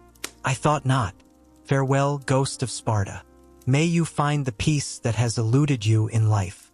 With those final words, the messenger god attempted one last desperate dash to freedom, but his wounded body and damaged sandal betrayed him. Kratos caught him easily, driving the blade of Olympus through his chest and pinning him against the cliff face. As Hermes' divine essence began to leave his body, Kratos looked into the dying god's eyes and saw not fear or hatred, but something like pity. The realization angered him more than any resistance could have. With savage intensity, Kratos tore the remaining Talaria sandal from Hermes' foot, claiming it as he had Helios' head. Then, with a final brutal stroke, he severed the messenger god's legs entirely, ensuring no divine healing could restore his mobility. Hermes laughed through the pain, blood bubbling from his lips. "So the Ghost of Sparta takes another trophy. Will you wear my sandal as you did your blades? Another gift from another god who underestimated you." Instead of answering, Kratos fixed the divine sandal to his own foot, immediately feeling its power flow through him. Not the full speed that Hermes had commanded with both Talaria, but enough to enhance his already formidable abilities. As Hermes' divine essence dispersed into the world, another fundamental aspect of reality shifted. Messages and communications across Greece became confused and delayed. Travelers lost their way on familiar roads. The boundaries between places, once clearly defined under Hermes' oversight, began to blur and shift unpredictably. With 3 Olympians now fallen, Kratos turned his attention back to rejoining the Titan army. The battle had advanced further up the mountain during his confrontation with Hermes, with casualties on both sides. Several smaller Titans had been cast down by the combined efforts of minor gods, while others had breached the middle defenses of Olympus and were approaching the upper reaches where Zeus waited. Gaia herself had continued her ascent despite wounds inflicted by Olympian defenses. Using his newly acquired speed from Hermes' sandal, Kratos raced up the mountainside, rejoining the massive Titan as she grappled with divine barriers that protected the upper levels. "The Ghost of Sparta returns," Gaia noted as Kratos landed on her shoulder once more.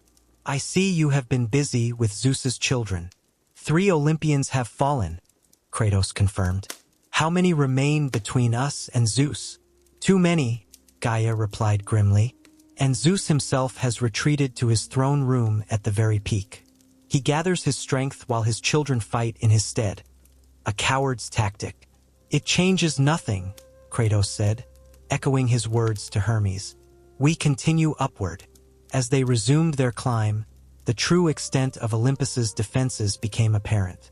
Beyond the gods themselves, Zeus had prepared layers of protection around his throne. Divine barriers that repelled Titan flesh, enchanted statues that fought with unerring precision, and temples converted into fortresses from which lesser gods and their servants could attack with relative safety. It was at the gates of one such fortress that Kratos and Gaia encountered their next major obstacle, Hades, god of the underworld, still bearing the grudge from their earlier confrontation when Kratos had escaped his realm. Unlike his brothers, who had fought in forms at least resembling their Olympian appearances, Hades had abandoned any pretense of humanity. The Lord of the Dead now appeared as a massive entity of smoke and shadow, his face hidden behind a helmet of twisted metal and bone, his body encased in armor adorned with faces of tormented souls. In his hands, he wielded chain hooks connected directly to his armor, weapons designed not just to kill but to capture souls.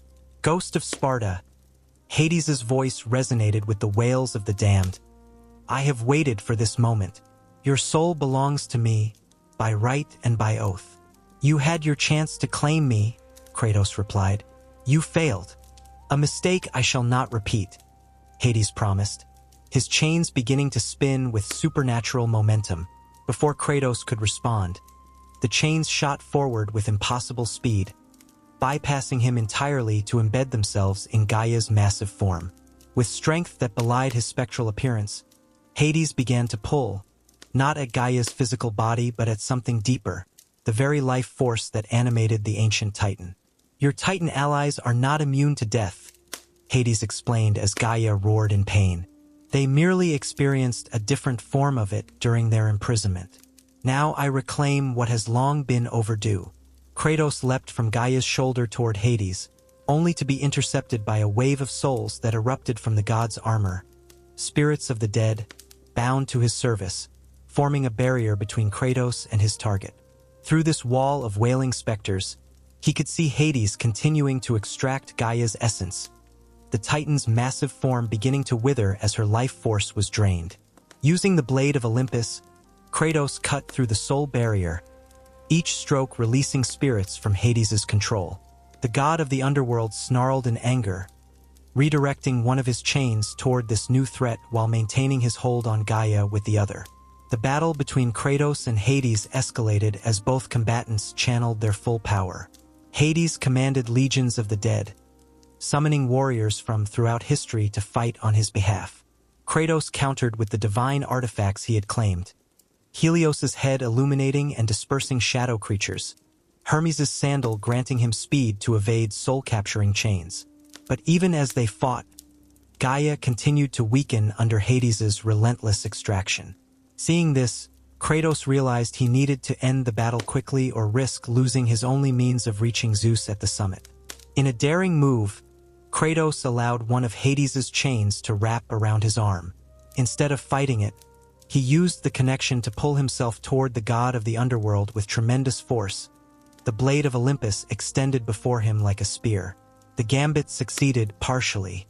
The blade pierced Hades's armor, drawing divine ichor and releasing a torrent of captured souls that had been stored within. But the god of the underworld was far from defeated. With his free hand, he grabbed Kratos by the throat, bringing him face to face with the helmet that concealed his true visage. I have waited so long to add your soul to my collection, Hades hissed, his voice echoing from within the metal confines of his helm. The famous Ghost of Sparta, tormentor of my realm, slayer of my nephew Ares. Your eternal suffering will be my masterpiece. You speak as if victory is yours, Kratos replied, still impaled on the chain that connected them. A mistake many gods have made before you. With that, Kratos drove the blade of Olympus deeper, twisting it within Hades's chest until it found whatever passed for the god's heart. Divine energy erupted from the wound, and the chain holding Gaia suddenly went slack as Hades lost his concentration. But rather than retreat, the god of the underworld laughed. A hollow, rattling sound that seemed to come from everywhere and nowhere. You cannot kill death, Ghost of Sparta, he declared. I am the end of all things. I merely change form. To demonstrate this claim, Hades's physical body began to dissolve into shadow and smoke, the armor that had contained his essence falling away piece by piece. As his corporeal form dissipated, the chains that had been physical weapons transformed into tendrils of pure necrotic energy, still connected to the dissolving god. Now we fight on my terms. Hades's voice echoed as his fully spectral form expanded to encompass the battlefield. In the realm between life and death, where I reign supreme, the environment around them shifted, the solid ground of Olympus giving way to a nightmarish landscape that resembled the deepest pits of the underworld. Souls of the damned reached up from beneath Kratos' feet, attempting to drag him down into eternal torment. The air itself became thick with death essence, making each breath a struggle against oblivion. In this domain between worlds, Hades attacked from all directions simultaneously, his spectral form allowing him to strike from angles impossible for physical beings. The chains, now extensions of his will rather than mere weapons, sought not just to wound Kratos' body but to extract his very soul. But what Hades failed to account for was that Kratos, the ghost of Sparta, had lived between worlds for years, neither fully alive nor truly dead since the day he had offered his service to Ares. The spectral realm held no special terror for one who had already experienced death and returned. Using the divine light of Helios's head, Kratos forced Hades' spectral form to partially materialize, making the god vulnerable to physical attack. With the speed granted by Hermes' sandal, he evaded the soul-capturing chains long enough to close the distance to the center of the darkness, the point where Hades' consciousness remained anchored to reality.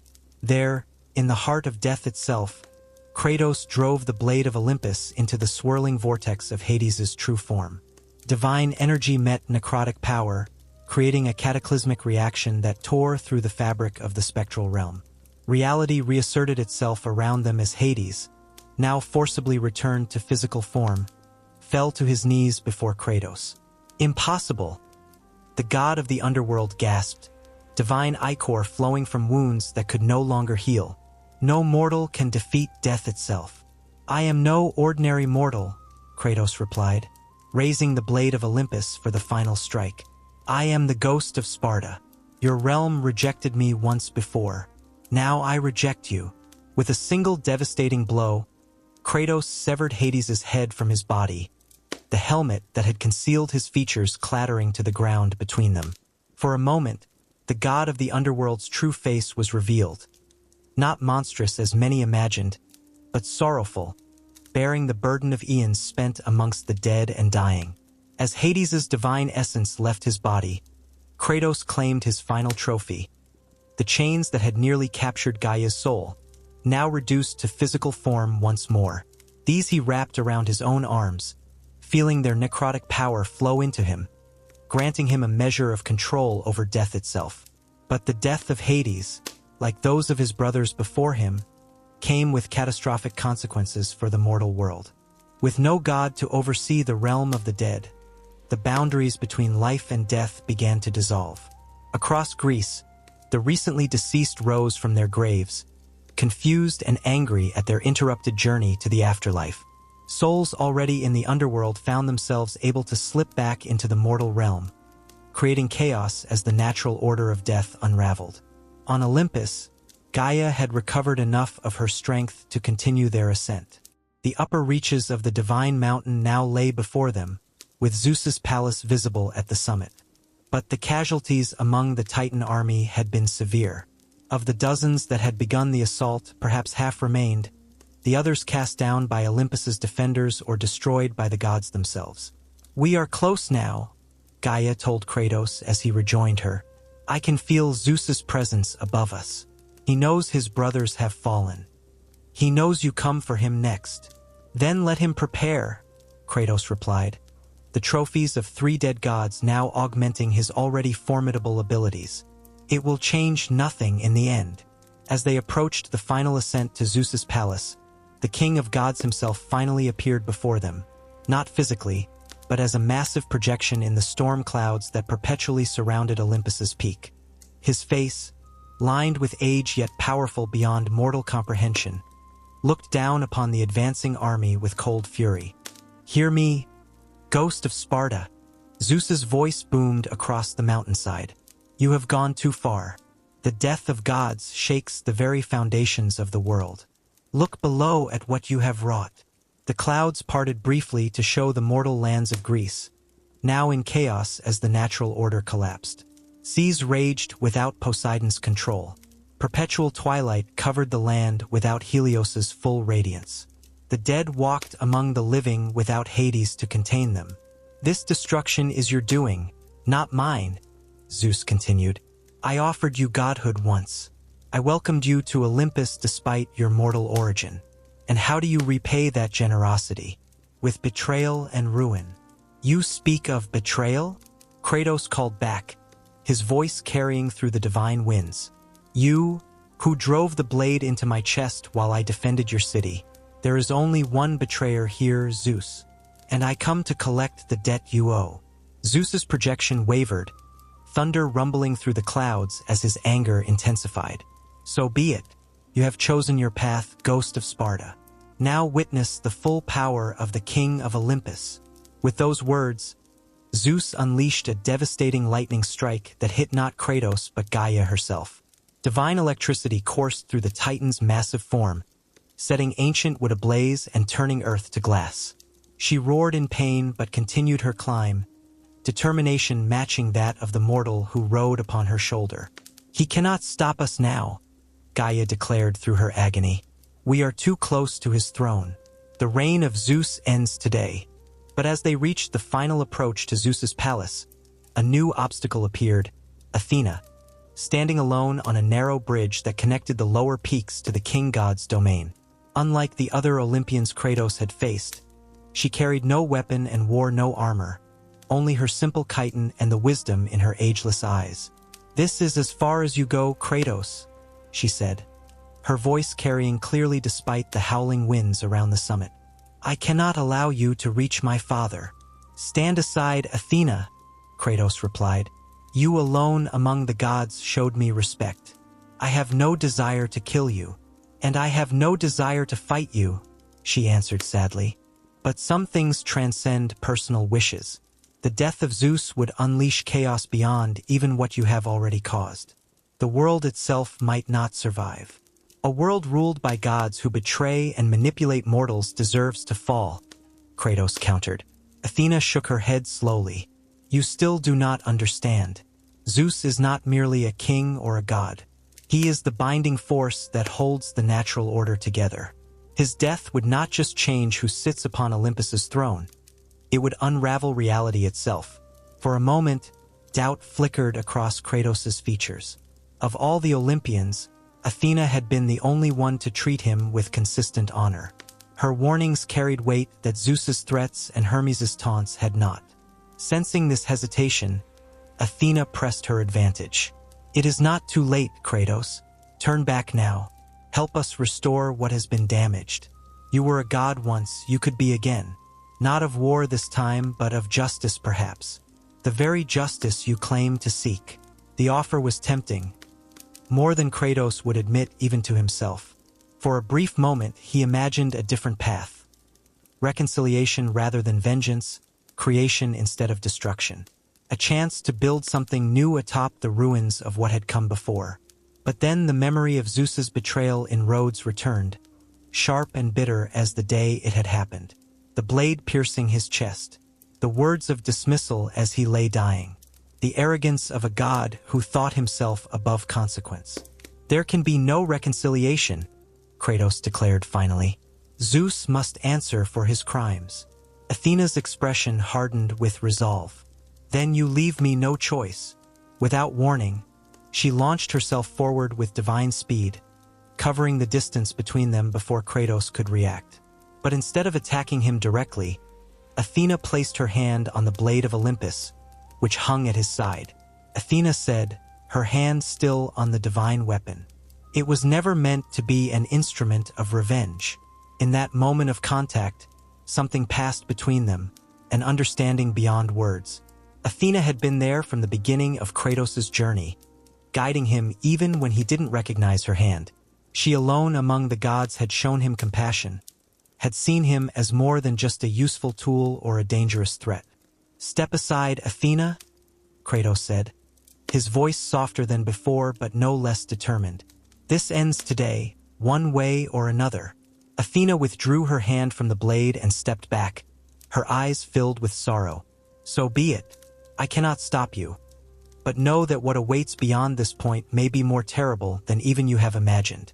She moved aside, allowing Kratos and Gaia to pass. As they continued toward Zeus's palace, Athena's voice followed them on the wind. Remember, Kratos, vengeance is not the same as justice. The final ascent to Zeus's throne room was strangely undefended. No more gods challenged their path, No more divine barriers blocked their way. Only the howling wind and flashes of lightning accompanied Gaia's labored climb to the summit of Olympus. "He waits for us," Gaia observed as they approached the massive golden doors of Zeus's palace. "Alone." "As it should be," Kratos replied. "This battle was always between Zeus and myself." With a tremendous effort, Gaia lifted her massive arms and pushed open the doors that no mortal could have moved. Within, Zeus sat upon his throne, no longer the projection in the clouds but his true form, powerful yet aged, divine yet vulnerable. The king of Olympus, last of the original six to face Kratos' wrath. "So," Zeus said as they entered, his voice echoing through the cavernous throne room, "the prodigal son returns, with titans at his back. Have you considered, Kratos, that you are merely repeating history? That you are simply another pawn in an eternal struggle?" "I am no one's pawn," Kratos declared, leaping from Gaia's shoulder to stand before the throne. "Not yours, not the Titans. My path is my own." Zeus rose from his seat, lightning crackling around his form. "Is it? Or are you simply following the course set by your rage, as predictable as the tides once were before you killed Poseidon?" Before Kratos could answer, Zeus moved with sudden, devastating speed, not toward him but toward Gaia. The king of gods unleashed his full power against the Titan, lightning arcing from his hands in continuous streams that burned through her ancient flesh. "Did you think I would not see your true purpose, Gaia?" Zeus called as he attacked. "You used the Ghost of Sparta as I once used him, as a weapon against your enemies. But unlike you, I learned from my mistake." Caught in Zeus's assault, Gaia roared in pain and fury.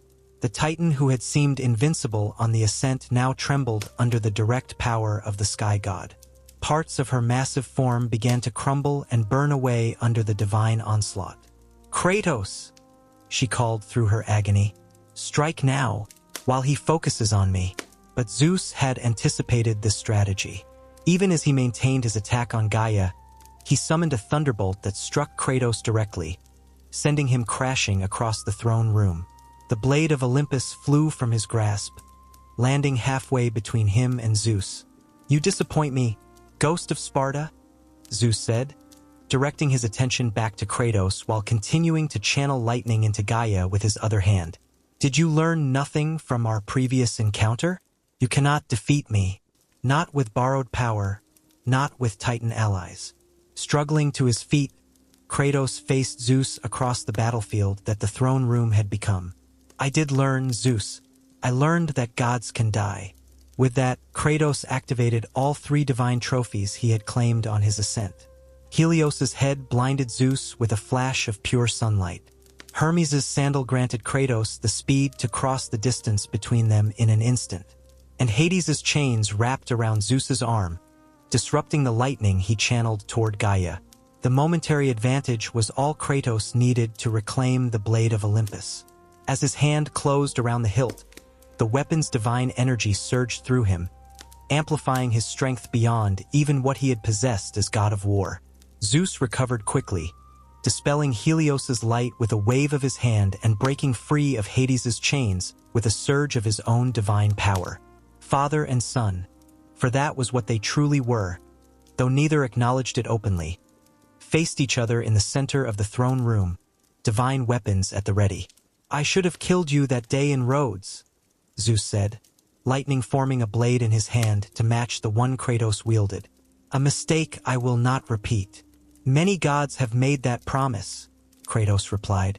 "They all lie dead behind me." Their clash shook the foundations of Olympus itself.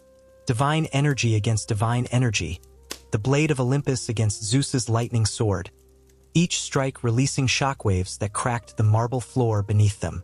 Zeus fought with the experience of eons, shifting tactics and attacks with fluid precision. Kratos countered with the relentless determination that had carried him from the depths of Hades to the peak of Olympus. Meanwhile, Gaia had begun to recover from Zeus's initial assault. The ancient Titan, weakened but not defeated, reached into the throne room with massive hands, attempting to aid Kratos by restricting Zeus's movement. Seeing this, Zeus split his attention once more, fighting Kratos with one hand while blasting Gaia with the other. Your Titan allies will not save you, Ghost of Sparta. They care nothing for you or your vengeance. You are merely their tool against me, as I was yours against Ares? Kratos countered, pressing his attack during Zeus's moment of divided focus. Your hypocrisy knows no bounds, father. The acknowledgement of their true relationship seemed to catch Zeus off guard. For a brief instant, something like regret flickered across his features, quickly replaced by cold determination. Yes, you were my tool, a mistake born of necessity, one that I now correct. With that, Zeus unleashed his full power, not the measured, controlled lightning he had used before, but the raw force of a primordial god unconstrained by concern for collateral damage. The throne room erupted in blinding light as divine electricity filled every corner, striking both Kratos and Gaia with equal fury. The attack drove Kratos to his knees, the blade of Olympus serving as his only anchor against the overwhelming force. Nearby, Gaia's massive form began to slide from the mountain as Zeus's lightning severed the connections between her body and the stone of Olympus. "Kratos!" she called, her voice fading as she began to fall. "Do not trust Zeus. Remember your purpose." As Gaia plummeted from the summit, Zeus turned his full attention to Kratos, who remained defiant despite the overwhelming assault. "Now it is just you and me, Ghost of Sparta, as it was always meant to be." Channeling all his remaining strength, Kratos forced himself back to his feet, the blade of Olympus glowing with intensity that matched Zeus's lightning. "Then let us finish this." What followed was a battle unlike any the world had seen since the First Titan War. Father against son, god against demigod, each blow carrying enough force to shatter mountains. The palace around them crumbled under the onslaught, columns toppling and walls collapsing as divine power was unleashed without restraint. Despite the artifacts he had claimed from fallen Olympians, despite the power of the blade of Olympus, Kratos found himself gradually overwhelmed by Zeus's raw power. The king of gods had ruled for millennia, his strength built over eons of unchallenged dominance. As Kratos fell back under Zeus's relentless assault, the god's expression showed not triumph but disappointment. "Is this all the famous Ghost of Sparta has to offer? After killing 3 Olympians, after climbing my mountain and destroying my realm, you fall so easily." Something in those words ignited a deeper rage within Kratos. Not the familiar anger that had driven him since Ares' betrayal, but something older and more profound. The rage of a son abandoned by his father, of a mortal used and discarded by gods who viewed humans as playthings. With a roar that shook what remained of the palace, Kratos pushed back against Zeus's attack, forcing the god to give ground for the first time. The blade of Olympus, responding to its wielder's emotion, blazed with renewed energy, cutting through Zeus's lightning as if it were merely shadow. "You speak of disappointment?" Kratos growled as he advanced. "What of your failures, Zeus? You, who claimed to protect humanity while using us as pawns in your eternal games." Each accusation was punctuated by a strike that drove Zeus further back, the king of gods now defensive against his son's fury. "You, who fathered children only to abandon them. You, who betrayed your own brother to seize his throne." Zeus's expression darkened at these charges, his own rage building to match Kratos's. "You know nothing of my burdens. I did what was necessary to maintain order, to prevent the world from falling into chaos.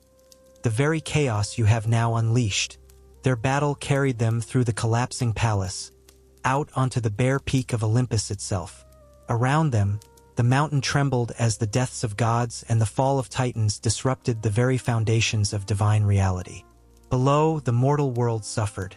Without Poseidon to control the seas, tsunamis ravaged coastal cities. Without Helios to guide the sun, crops withered in perpetual twilight. Without Hades to manage the dead, spirits wandered freely among the living. And now, as Zeus and Kratos battled at the world's peak, reality itself began to unravel. In a moment of clarity amidst his rage, Kratos saw the consequences of his vendetta. He had sought justice against gods who had wronged him, but in the process, had brought suffering to countless innocents who had played no part in his tragedy. Zeus, seeing this hesitation, pressed his advantage. Now you understand, Ghost of Sparta. This is why gods exist, to maintain the order that mortals take for granted. Kill me, and the world dies with me. But rather than deterring Kratos, this realization only strengthened his resolve. If the world truly depended on such capricious deities, gods who manipulated, betrayed, and abandoned those they claimed to protect, then perhaps that world deserved to be remade. Then so be it, Kratos declared, gripping the blade of Olympus with renewed determination. Let us see what rises from the ashes. Their final clash came as storm clouds gathered around Olympus's peak, the natural world responding to the battle between its most powerful entities. Zeus summoned lightning that would have incinerated any mortal instantly. Kratos countered with the combined might of all he had claimed on his journey: the light of Helios, the speed of Hermes, the death touch of Hades, and his own indomitable will. For a moment they seemed evenly matched, father and son locked in combat at the edge of apocalypse. Then Zeus made his final mistake, overconfidence leading him to believe that victory was assured, that no mere demigod could truly defeat the king of Olympus. In that moment of certainty, Zeus left himself vulnerable. Kratos drove the blade of Olympus forward with all his remaining strength, piercing Zeus's divine form just as Zeus had once pierced Kratos in Rhodes. Remember Rhodes? Kratos asked as divine ichor flowed from Zeus's wound. This is for your betrayal. Zeus stared at the blade embedded in his chest, disbelief written across his ancient features. You cannot. The world survived before gods, Kratos replied. It will survive after them. With a final twist of the blade, Kratos released all its divine energy directly into Zeus's body. The king of Olympus convulsed as power beyond even his control tore through him from within, his divine essence fracturing under the assault. As Zeus fell to his knees, lightning escaped from his failing form, arcing wildly across what remained of Olympus. The mountain itself began to crumble as its divine anchor weakened, the palace that had stood for millennia collapsing into ruins around them. With his dying breath, Zeus looked up at his son, the child he had abandoned, the demigod he had betrayed, the mortal who had accomplished what no titan could. You have no idea what you have done, Ghost of Sparta. Kratos pulled the blade from Zeus's chest and watched as the king of gods collapsed, divine light fading from his eyes. I know exactly what I have done. I have finished what you started. As Zeus's divine essence left his body, reality itself seemed to fracture around them. The skies darkened beyond even the twilight caused by Helios's death, as storm clouds covered the world from horizon to horizon. Lightning struck continuously, no longer controlled by Zeus's will but random and devastating in its impact. Winds howled without pattern or purpose as the natural order of weather dissolved into chaos. Standing alone atop the crumbling mountain, Kratos surveyed the destruction he had wrought. Olympus was falling, its divine foundations no longer sustained by Zeus's power. The gods who had ruled for millennia were dead or scattered. The titans who had aided his ascent lay broken on the slopes below. And in the mortal world, humanity faced an uncertain future, free from the capricious rule of Olympian gods, but also deprived of their protection against natural forces now unleashed without control. As the platform beneath his feet began to give way, Kratos made no move to save himself. His vengeance was complete. Zeus lay dead at his feet. The gods who had manipulated and betrayed him had answered for their crimes. What came after, whether survival or oblivion, seemed almost irrelevant. But as he prepared to fall with the mountain, a familiar voice called to him from the surrounding chaos. It's not over, Kratos. Turning, he saw Athena approaching, not in physical form, but as a spectral presence, her divine essence having transcended her body's death. Athena, Kratos acknowledged. Have you come to witness the fall of Olympus? I've come for what is mine, she replied, her ghostly form stopping before him. The power you took from Zeus, the power that was in the blade. It belongs to me now. Confusion crossed Kratos's scarred features. What are you talking about? This power was Zeus's. Not originally, Athena explained, her spectral form shimmering with restrained energy. The blade contains the last of the power that Zeus took from the Titans in the first war. Power that should now pass to those of us who remain. Understanding dawned on Kratos' face, replaced quickly by suspicion. You wanted this all along. You helped me reach Zeus, knowing what would happen. Athena's spectral features showed neither confirmation nor denial. What matters is what happens now. Give me the blade, Kratos. Let me use its power to rebuild what has been destroyed. For a moment, Kratos considered it. Of all the Olympians, Athena had shown him the most respect, had treated him with something approaching honor. Perhaps she truly could forge something better from the ruins of Olympus. But then he remembered gods always lied. Every deity who had offered him salvation had ultimately sought only to use him for their own ends. No, he said finally, gripping the blade of Olympus more tightly. No more gods controlling the fate of mortals. This power belongs to no deity. Athena's spectral form flared with anger. Don't be a fool, Kratos. Without gods, without the order we maintain, the world will collapse into chaos. Already the seas rage without Poseidon.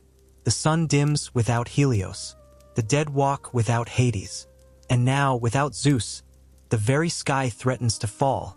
Then let mortals solve these problems, Kratos replied. Without divine manipulation, without godly games. Mortals are not ready for such responsibility, Athena insisted, reaching for the blade. Give me the power, Kratos. It is the only way. Instead of responding with words, Kratos made his final choice. Turning the blade of Olympus, he plunged it into his own chest, just as Zeus had done to him in Rhodes, just as he had now done to Zeus. What are you doing? Athena cried, her spectral form lunging forward too late to stop him. Giving the power to mortals, Kratos gasped as divine energy flowed from the blade into his own body, then outward in waves that spread across the crumbling mountain and beyond. All of it, the divine essence contained within the blade of Olympus, power that had been hoarded by gods since the dawn of time, dispersed into the world, not concentrated in any single deity but spread among all living beings. A small fragment of divinity, returned to the mortals from whom the gods had claimed absolute authority. No! Athena's spectral form wavered as she watched her plans collapse. You cannot understand what you've done. The world needs gods, Kratos. It needs our guidance. With the last of his strength, Kratos pulled the blade from his chest and let it fall from his hand. The world needs no more lies.